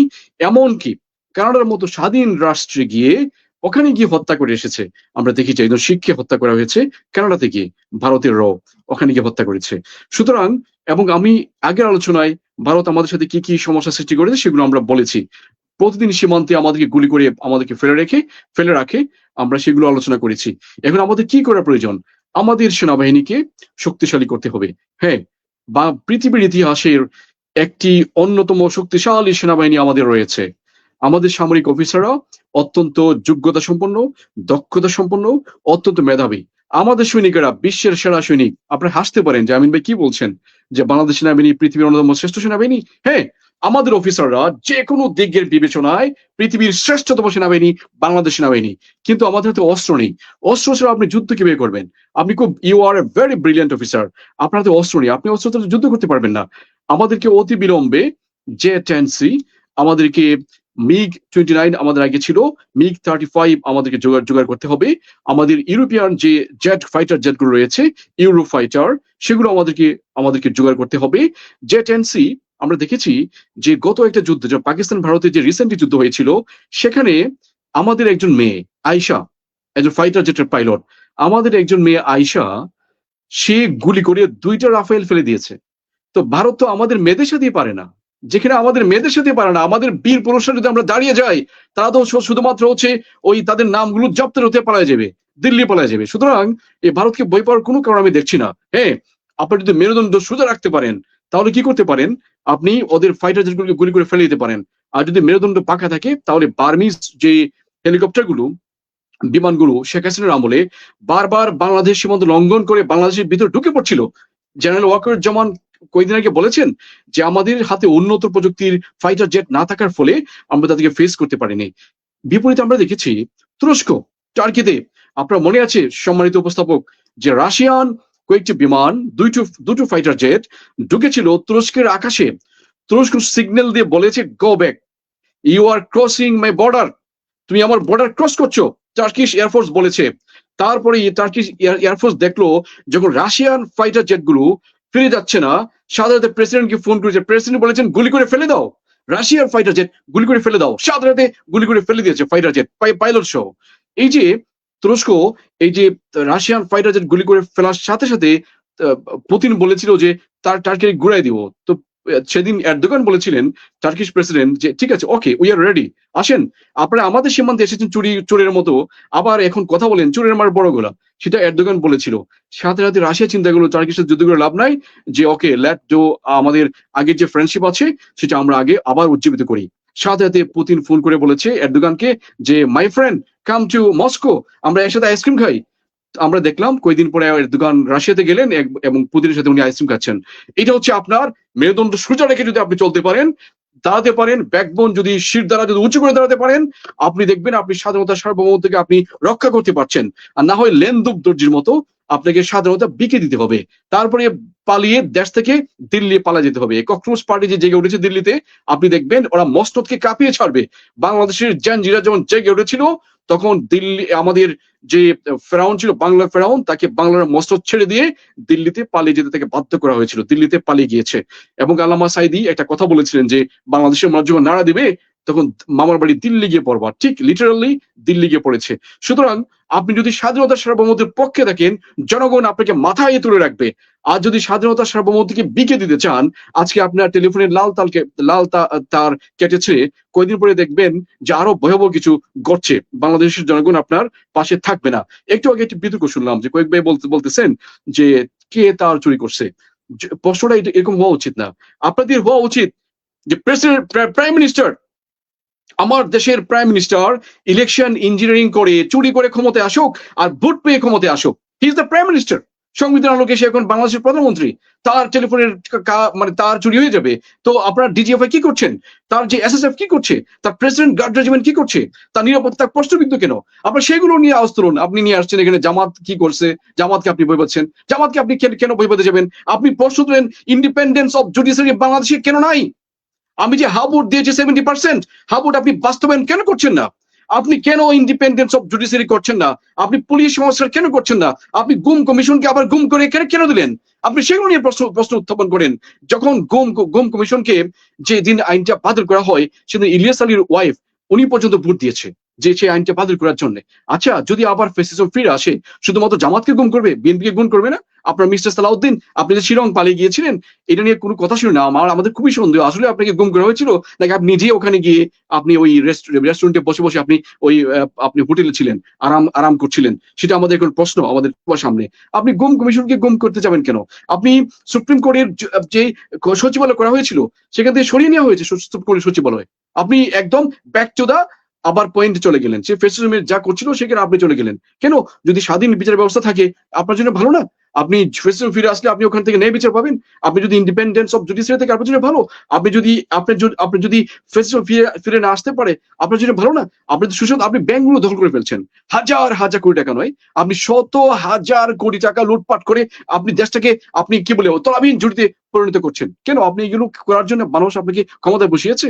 যেই আপনি ক্ষমতায় মানে যে থাকেন, তাহলে হচ্ছে আপনারা মনে রাখবেন আপনারা আসলে ইতিহাস থেকে শিক্ষা গ্রহণ করেন। একদম তো দিল্লি পালিয়ে গিয়েছে, আপনারা যে সংবিধান জব্দের হতে কোথায় পালিয়ে যাবেন? আমি খুব টেনশনের মধ্যে আছি, কোন বর্ডার দিয়ে আপনারা ক্রস করতে যাবেন। হ্যাঁ, যদি স্বাধীনতা সার্বভৌমত্বের পক্ষে থাকেন, আমরা আপনাদের সাথে আছি। বাংলাদেশের মানুষ আপনার বাবা প্রেসিডেন্ট জিয়াউর রহমানকে যেভাবে স্যালুট করতো, প্রেসিডেন্ট জিয়াউর রহমান বাংলাদেশের স্বাধীনতা সার্বভৌমত্বের পক্ষে দাঁড়িয়েছিলেন। উনি পার্বত্য চট্টগ্রামকে উনি ওই আমাদের হাতছাড়া করতে দেন নাই, এর বিনিময়ে ওনাকে শহীদ হতে হয়েছে। যদি আপনার বাবার মতো আপনি দাঁড়াতে পারেন, আমরা আপনার সাথে থাকবো। আপনি যদি কেউ শহীদ করে ফেলে, আমরা সামনে শহীদ করতে আসে, সামনে আমরা ডাল হয়ে দাঁড়াবো। আর যদি স্বাধীনতা সার্বভৌমত্ব বিকিয়ে দিতে চান, তাহলে আপনার পরিণাম অত্যন্ত ভয়াবহ হতে পারে। অতীত থেকে শিক্ষা গ্রহণ করতে হবে, নাম্বার 1। নাম্বার 2 হচ্ছে, ওয়ান সেকেন্ড, জাস্ট আমাকে দুটো আমাকে সময় দেন, আমি পয়েন্টগুলো শেষ করে ফেলি। নাম্বার 2 হচ্ছে যে আমাদের তো হচ্ছে সামরিক প্রযুক্তি সংগ্রহ করতে হবে, সেই সাথে হচ্ছে সেনাবাহিনীকে মডারেট করতে হবে। ডিটারেন্ট হিসেবে আমাদেরকে আরো যে আধুনিক প্রযুক্তিগুলি আছে, আমরা যদি আধুনিক প্রযুক্তিগুলি সংগ্রহ করতে না পারি, যেমন আমি আমাদের সক্ষমতার কথা বলছিলাম, আমাদের অফিসারদের সক্ষমতা। সাইফুল আজম করে একজন পাইলটের ইতিহাস আপনারা জানেন, যিনি ইসরায়েলের 4টা বিমান উনি গুলি করে ফেলে দিয়েছিল, বাংলার এক দামাল ছিলেন সাইফুল আজম। তো এইগুলো সম্পর্কে আপনারা জানেন। সুতরাং আমাদের যে দামাল ছেলেরা অত্যন্ত মেধাবী, যদি আমাদেরকে অস্ত্র দেন, ট্রেনিং দেন, আমাদেরকে সহায়তা করেন, আমরা বাংলাদেশের বিশ্ব মঞ্চে মাথা উঁচু করে দাঁড়াতে পারবো বীর দর্পে। আপনি সংগ্রহ করতে হবে অত্যাধুনিক সামরিক প্রযুক্তিগুলো। সেই সাথে আপনাকে কি করতে হবে, যে এডুকেশন, নেশনকে এডুকেট করার জন্য আপনাকে প্ল্যান গ্রহণ করতে হবে। এই যে বিভিন্ন কমেন্টে যেসব ভাষা এখন দেখি যে আমাদের শিক্ষা ব্যবস্থা, আমাদের মাইন্ড এত নিচুতে চলে গিয়েছে যে দর্শন, এই যে রামিসা হত্যাকাণ্ড হলো, পার্শ্ববর্তী ফ্ল্যাটে একটা মেয়েকে নিয়ে এসে রেপ করে সে খুন করে ফেলেছে, আমাদের নৈতিকতা এথিক্স কোন জায়গায় গিয়ে পৌঁছে আপনি চিন্তা করেন। আর আপনি ইসলামী ব্যাংক থেকে হাজার হাজার শত শত হাজার কোটি টাকা আপনি লুটপাট করে ফেলতেছেন। আপনি বড় যারা তারা কোন পর্যায়ে পৌঁছে, ডাকাত চোর রাহাজানিতে বাংলাদেশ ভরে গিয়েছে, চোর ডাকাতে দেশ হয়ে গেছে বাংলাদেশ। আপনি এই নেশনকে কিভাবে ঠিক করতে পারেন, এডুকেশন কিভাবে আপনি ফিরিয়ে নিয়ে আসতে, ভালো এডুকেশন কিভাবে ফিরিয়ে নিয়ে আসতে পারেন, সে ব্যাপারে আপনাকে চিন্তা করতে হবে। জনশক্তি কিভাবে আপনি জনসম্পদে রূপান্তর করতে পারেন, সেই ব্যাপারে আপনাকে স্ট্রং ভূমিকা রাখতে হবে। ইউনিটি রাখতে হবে যে আমরা স্বাধীনতার সার্বভৌমত্বের প্রশ্নে আমরা সকলে একমত থাকবো, এই ব্যাপারে আমাদের সকলে একমত হতে হবে। এই পদক্ষেপগুলো আমরা সবাই মিলে জামায়াত ইসলামী, বিএনপি সহ সবাই মিলে এই পদক্ষেপগুলো গ্রহণ করতে হবে। আর আমাদেরকে পারমাণবিক সক্ষমতা থেকে শুরু করে আরো যে লেটেস্ট প্রযুক্তি আছে সেই প্রযুক্তিগুলো সক্ষমতাও অর্জন করার জন্য স্টেপ নিতে হবে। আপনাকে অসংখ্য ধন্যবাদ সম্মানিত উপস্থাপক এবং সহ আলোচক হিসেবে যারা ছিলেন সবাইকে ধন্যবাদ। দর্শক বন্ধু যারা যোগদান করেছেন আপনাদের প্রত্যেকে অসংখ্য ধন্যবাদ। আসুন আমরা আমাদের দেশকে ভালোবাসি, মা এবং মাতৃভূমিকে সবার ঊর্ধ্বে রাখি। Thank you so much. আল্লাহ হাফেজ। আসসালামু আলাইকুম রহমতুল্লাহি ওয়া বারাকাতুহু। ওয়ালাইকুম আসসালাম ওয়া রাহমাতুল্লাহ। জি, আপনাকে অসংখ্য ধন্যবাদ চৌধুরী আমিন। আমাদের খুব ভালো লাগছিল আপনার কথা এবং আজকের অতিথি প্যানেলে 4 জন আইনজীবী আপনারা। সর্বশেষ শাহরিয়ার আলম শিপার আইনজীবী লন্ডন থেকে যুক্ত হয়েছেন। শাহরিয়ার আলম শিপার ভাই, আমাদের সর্বমোট 10 মিনিট চালালে মাগরিবের নামাজ আমাদের পড়তে কোনো অসুবিধা নাই, তাই আপনি 10 মিনিট, আপনি ফিনিশিং 10 মিনিট আপনি নেবেন এখন, তারপরে আমরা মাগরিবের নামাজ আমাদের টাইম হয়ে যাবে। আমরা আর আমার বাস্তি থাকুক, সে হলো বিশেষ অতিথি, তাকে নিয়ে আপনি টেনশন করবেন না, আপনি আপনার কথা বলুন। থ্যাংক ইউ সালাম এবং সবাইকে ধন্যবাদ। আমি মূলত আসলে একটু বিজি ছিলাম, আপনি অনেক আগেই বলছিলেন, বাট যোগ দিতে পারি নাই, দেরিতে সময় যুক্ত হওয়ার পরও আপনাকে মোবারকবাদ এবং ধন্যবাদ জানাচ্ছি, দর্শকদেরকে ধন্যবাদ জানাচ্ছি, মোবারকবাদ জানাচ্ছি। আপনি আপনার কিছু পয়েন্ট আমি শুনছিলাম পরে জয়েন করলেও, যে বিষয়গুলি আসলে আপনারা নিয়ে ডিসকাস করতেছিলেন, আমি এর বাইরে গিয়ে মূলত শুধু বাংলাদেশের বিষয়ে জাস্ট দু একটা বিষয় বলে আমার কথা শেষ করব। আমরা দুটা বিষয় নিয়ে কথা বলছিলাম, জাস্ট আমি হেডলাইন দুটা আরেকটু বলে দিচ্ছি আপনাকে।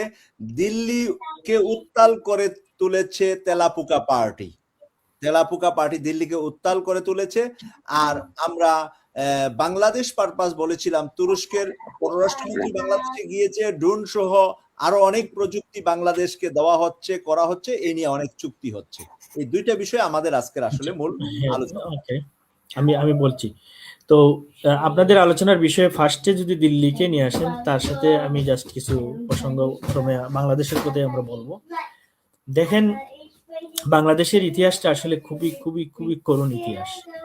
1971 সালের পূর্বের যদি ইতিহাস আপনি পর্যালোচনা করেন, তো দেখবেন যে মূলত একটি বঞ্চিত জাতি হিসেবে বাংলাদেশ ছিল পাকিস্তানিদের কাছে, এবং সেখান থেকে মুক্তির জন্য বাংলাদেশ আন্দোলন সংগ্রাম 71 এবং শহীদদের রক্তের বিনিময়ে বাংলাদেশকে আমরা পেয়েছিলাম। মূলত একটা জুলুম এবং মজলুম হিসেবে আমরা স্বাধীনতা অর্জন করেছিলাম, জুলুমের হাত থেকে রক্ষা করার জন্য।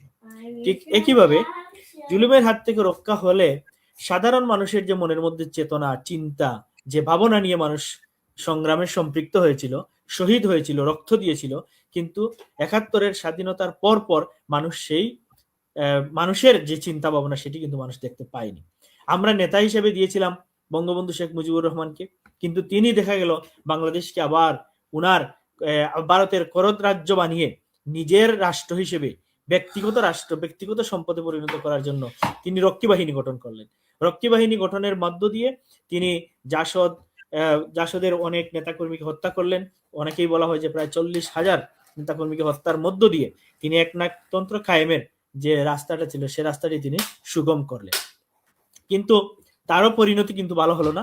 তিনি 1975 সালের 15ই আগস্ট সপরিবারে বলা যায় তাকে হত্যা করা হলো। এই হত্যার জন্য মূলত আমি বলবো যে শেখ মুজিবের এই রাস্তা বেছে নেওয়া, জনগণের হাতে দেশটাকে না দিয়ে নিজের মতো করে দেশটাকে সাজানো, নিজের বাপাইতি সম্পদ বা নিজের সম্পদ হিসেবে দেশকে নিয়ে নেওয়ার যে একটা পরিকল্পনা নেওয়া হয়, সেটার একটা করুণ পরিণতি এই জাতি দেখলো। সেখান থেকে বাংলাদেশকে টেনে নিয়ে এসে যখন বাংলাদেশকে একটি ভালোর দিকে নিয়ে যাওয়ার জন্য জিয়াউর রহমান চেষ্টা চালাচ্ছিলেন, ঠিক একইভাবে প্রতিবেশী রাষ্ট্র বলা হয় অথবা ষড়যন্ত্রকারীরা জিয়াউর রহমানকেও গুলি করে ব্রাশ ফায়ার করে চিটাগাঙ্গে হত্যা করলো। বাংলাদেশের শত্রু কিন্তু সব দিক দিয়ে চতুর্মুখী শত্রুবেষ্টিত একটি পরিবেশে আমরা বসবাস করছি। আজকে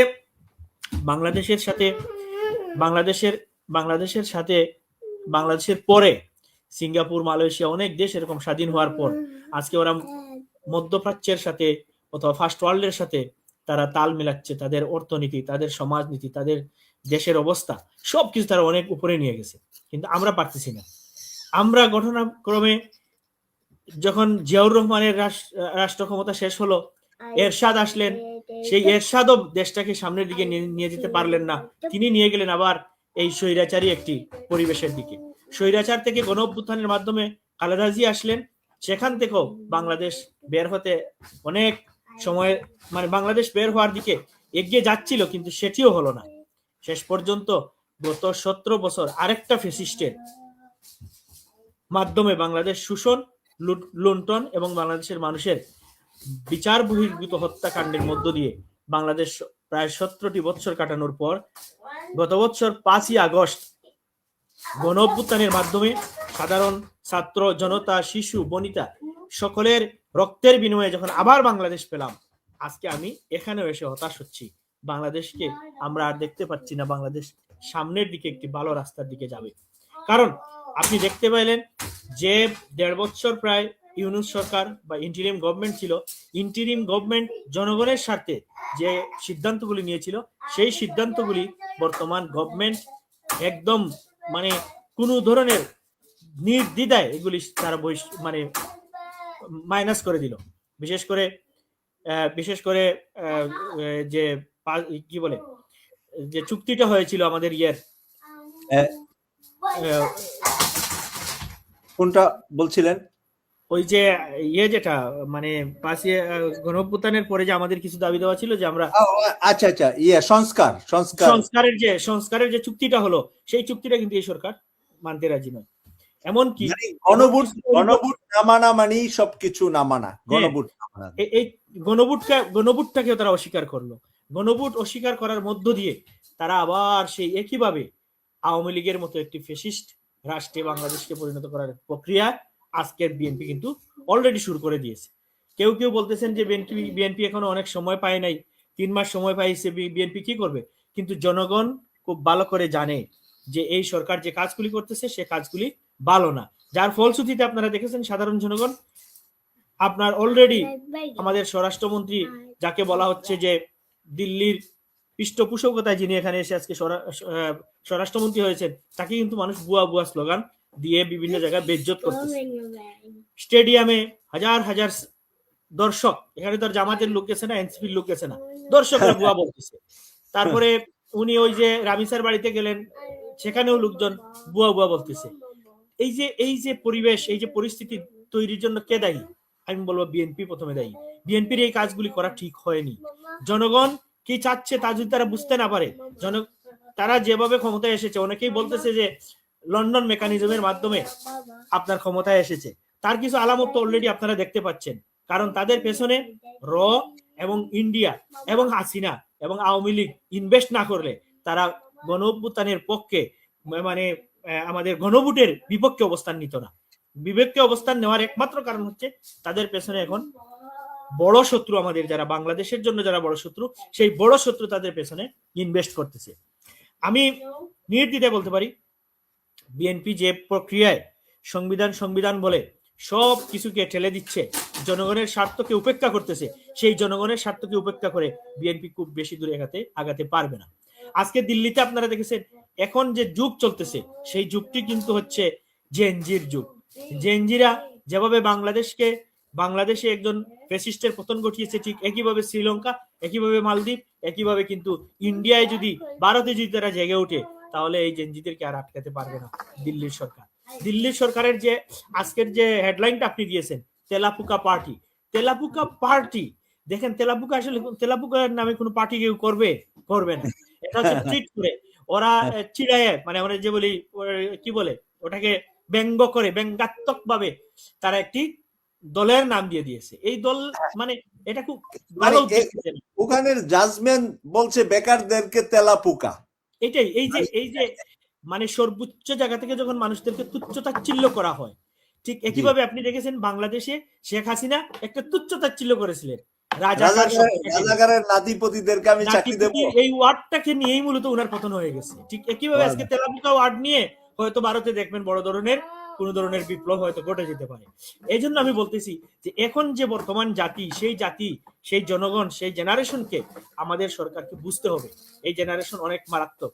আপনি দেখেছেন আমাদের শিক্ষামন্ত্রী এক জায়গায় গিয়ে হয়তো ভালো উদ্দেশ্যেই তিনি বলেছিলেন যে তোমরা কি পড়াশোনা করেছো, পড়াশোনা না করলে এখন আর নকল করা চলবে না। আমি দেখলাম গতকাল একটি ভিডিও বের হয়েছে, উনি কোন স্কুলে গেছেন, স্কুলের ছাত্ররা, ছোট ছোট বাচ্চারা, 4-5 বছরের বাচ্চারা উনাকে চিলাই উনার সামনে বলতেছে পড়াশোনা করেছো, নকল আর চলবে না। উনি মাথা ঘুরে চলে গেছে। মানে এই যে একটা কি বলা যায়, এই যে একটা মারাত্মক একটা জাতি উঠেছে, এই জাতিকে আল্লাহর ওয়াস্তে আমি বলবো বিএনপি কে যে আপনারা এই জাতিকে বিভ্রান্ত করার চেষ্টা করবেন না। এই জাতি বিভ্রান্ত হবে না, এই জাতি আপনাকে বিভ্রান্ত করে ফেলবে। আপনার বিরুদ্ধে এমন ষড়যন্ত্ররা তৈরি করবে বা এমন ভাবে আন্দোলন করবে যে আপনি হয় দুঃখে লজ্জায় এই দেশ ছেড়ে, সংসদ ছেড়ে এগুলো থেকে পালাতে হবে, আর না হয় আপনাকে পিটাইয়া 24-এ যেভাবে তারা রক্ত দিয়ে জাতিকে উদ্ধার করেছে, ঠিক একইভাবে বর্তমান জাতি আবার রক্ত দিয়ে জাতিকে উদ্ধার করতে পারে। তাই বাংলাদেশ সরকারের প্রতি আমাদের বিনীত অনুরোধ, আল্লাহর ওয়াস্তে আপনারা আমাদেরকে আর বিভ্রান্ত করবেন না। আপনারা এস আলমকে নিয়ে ইসলামী ব্যাংক দখল করার যে পায়তারা করতেছেন, এখানেও আপনারা সফল হবেন না। ইসলামী ব্যাংক একটি স্বতন্ত্র ব্যাংক। ইসলামী ব্যাংক বাংলাদেশ জামাত ইসলামীর সিনিয়র নেতৃবৃন্দ প্রতিষ্ঠা করেছে, কিন্তু এখানে উপকৃত হচ্ছে ফুল 18 কোটি মানুষ। এখানে অ্যাকাউন্ট এবং লোন এবং উপকারভোগী কিন্তু সারা দেশের মানুষ, সরকার থেকে শুরু করে সবাই এখান থেকে উপকৃত হচ্ছে। কিন্তু আমি দুঃখজনকভাবে দেখতে পাচ্ছি তারা এস আলমের ষড়যন্ত্রে, এই সালাউদ্দিনের ষড়যন্ত্রে, সালাউদ্দিনের ইশারায় এই ব্যাংকটাকে দখল করার জন্য চেষ্টা করতেছে। এবং আরো বলবো, বিএনপির স্বার্থে আমি বলতে চাই, বিএনপিকে যারা বিশেষ করে বিএনপিকে যারা মানে এখন পরামর্শ দিয়ে বিএনপি সরকারকে পরিচালনা করতেছে, অথবা যারা আজকে আমাদের প্রধানমন্ত্রীকে মানে সামনের দিকে মানে পরামর্শ দিচ্ছে, আপনি দেখবেন প্রধানমন্ত্রীকেও যারা পরামর্শ দিচ্ছে তারাও কিন্তু রর এজেন্ট অথবা ভারতের আওয়ামী লীগের এজেন্ট। তারা প্রধানমন্ত্রীকে ভুল ইনফরমেশন দিয়ে আপনার স্ক্রিপ্ট লিখে দেয়। আর উনিও, আমি এখন প্রধানমন্ত্রী সমালোচনা করতে পারছি সাধারণ নাগরিক হিসেবে, উনি যে স্ক্রিপ্ট পায় সে স্ক্রিপ্ট সম্পর্কে না যাই না কিভাবে বক্তৃতাগুলো দেয়। নজরুল ইসলাম, কবি নজরুল সম্পর্কে উনি ভুল বক্তব্য দেয় বিভিন্ন জায়গায়, উনার বক্তব্যের এখন আর ভুলের আর শেষ নেই। উনার যদি এরকম যোগ্যতা নিয়ে উনি এই জাতিকে ডিল করতে চায়, এটা তো এমনি ফেল করবে, এটা তো আশা করি বুঝতেছেনি। এই জাতি অনেক ধন্যবাদ আপনাকে। এই জাতি অনেক স্মার্ট, এই স্মার্ট জাতিকে ডিল করতে হলে আর স্মার্ট হতে হবে। আর আমি মনে করি ষড়যন্ত্র করে যদি কেউ জাতিকে পরাজিত করতে চায়, আমাদেরকে পরাজিত করতে হয়, আমাদের এই তরুণ সমাজকে ভুল রাস্তায় পরিচালিত করতে চায়, তাহলে এই দেশ সামনের দিকে আগাতে পারবে না, এই সরকারও সামনের দিকে আগাতে পারবে না। এবং তাদেরকে অবশ্যই খুব কম সময়ের মধ্যে জনগণের হাতে তাদের ক্ষমতা হস্তান্তর করে জবাবদিহিতার মধ্য দিয়ে এই দেশকে আবার সামনের দিকে নিয়ে যেতে হবে। আমরা চেষ্টা করতেছি, আমরা ভালো চাচ্ছি, আমরা বিরোধী দলে আছি। আপনারা বলতে পারেন বিরোধী দল যতটুকু সম্ভব এখন পর্যন্ত আপনারা দেখেছেন আমরা তাদের সমালোচনা করতেছি, সহযোগিতা করতেছি, কিন্তু তারা হাঁটতেছে কিন্তু অন্য পথে, তারা আওয়ামী লীগের রাস্তায় হাঁটতেছে। সো আওয়ামী লীগের পথে হেঁটে তারা আমাদেরকে মানে বাংলাদেশকে তারা ভালো কিছু দিতে পারবে বলে আমি মনে করি না। সবাইকে ধন্যবাদ। আপনাকে ধন্যবাদ শাহরিয়ার আলম শিপার। এখন মাগরিবের টাইম হয়ে গিয়েছে, যেহেতু আমরা দুজনেই লন্ডনে আছি। কেটিভি 24 এর নিয়মিত অনুষ্ঠান দেখার জন্য সবাইকে আমন্ত্রণ জানিয়ে বিদায় নিলাম। আমি সৈয়দ মাসুক, লন্ডন থেকে। আল্লাহ হাফেজ। আসসালামু আলাইকুম ওয়া রাহমাতুল্লাহ।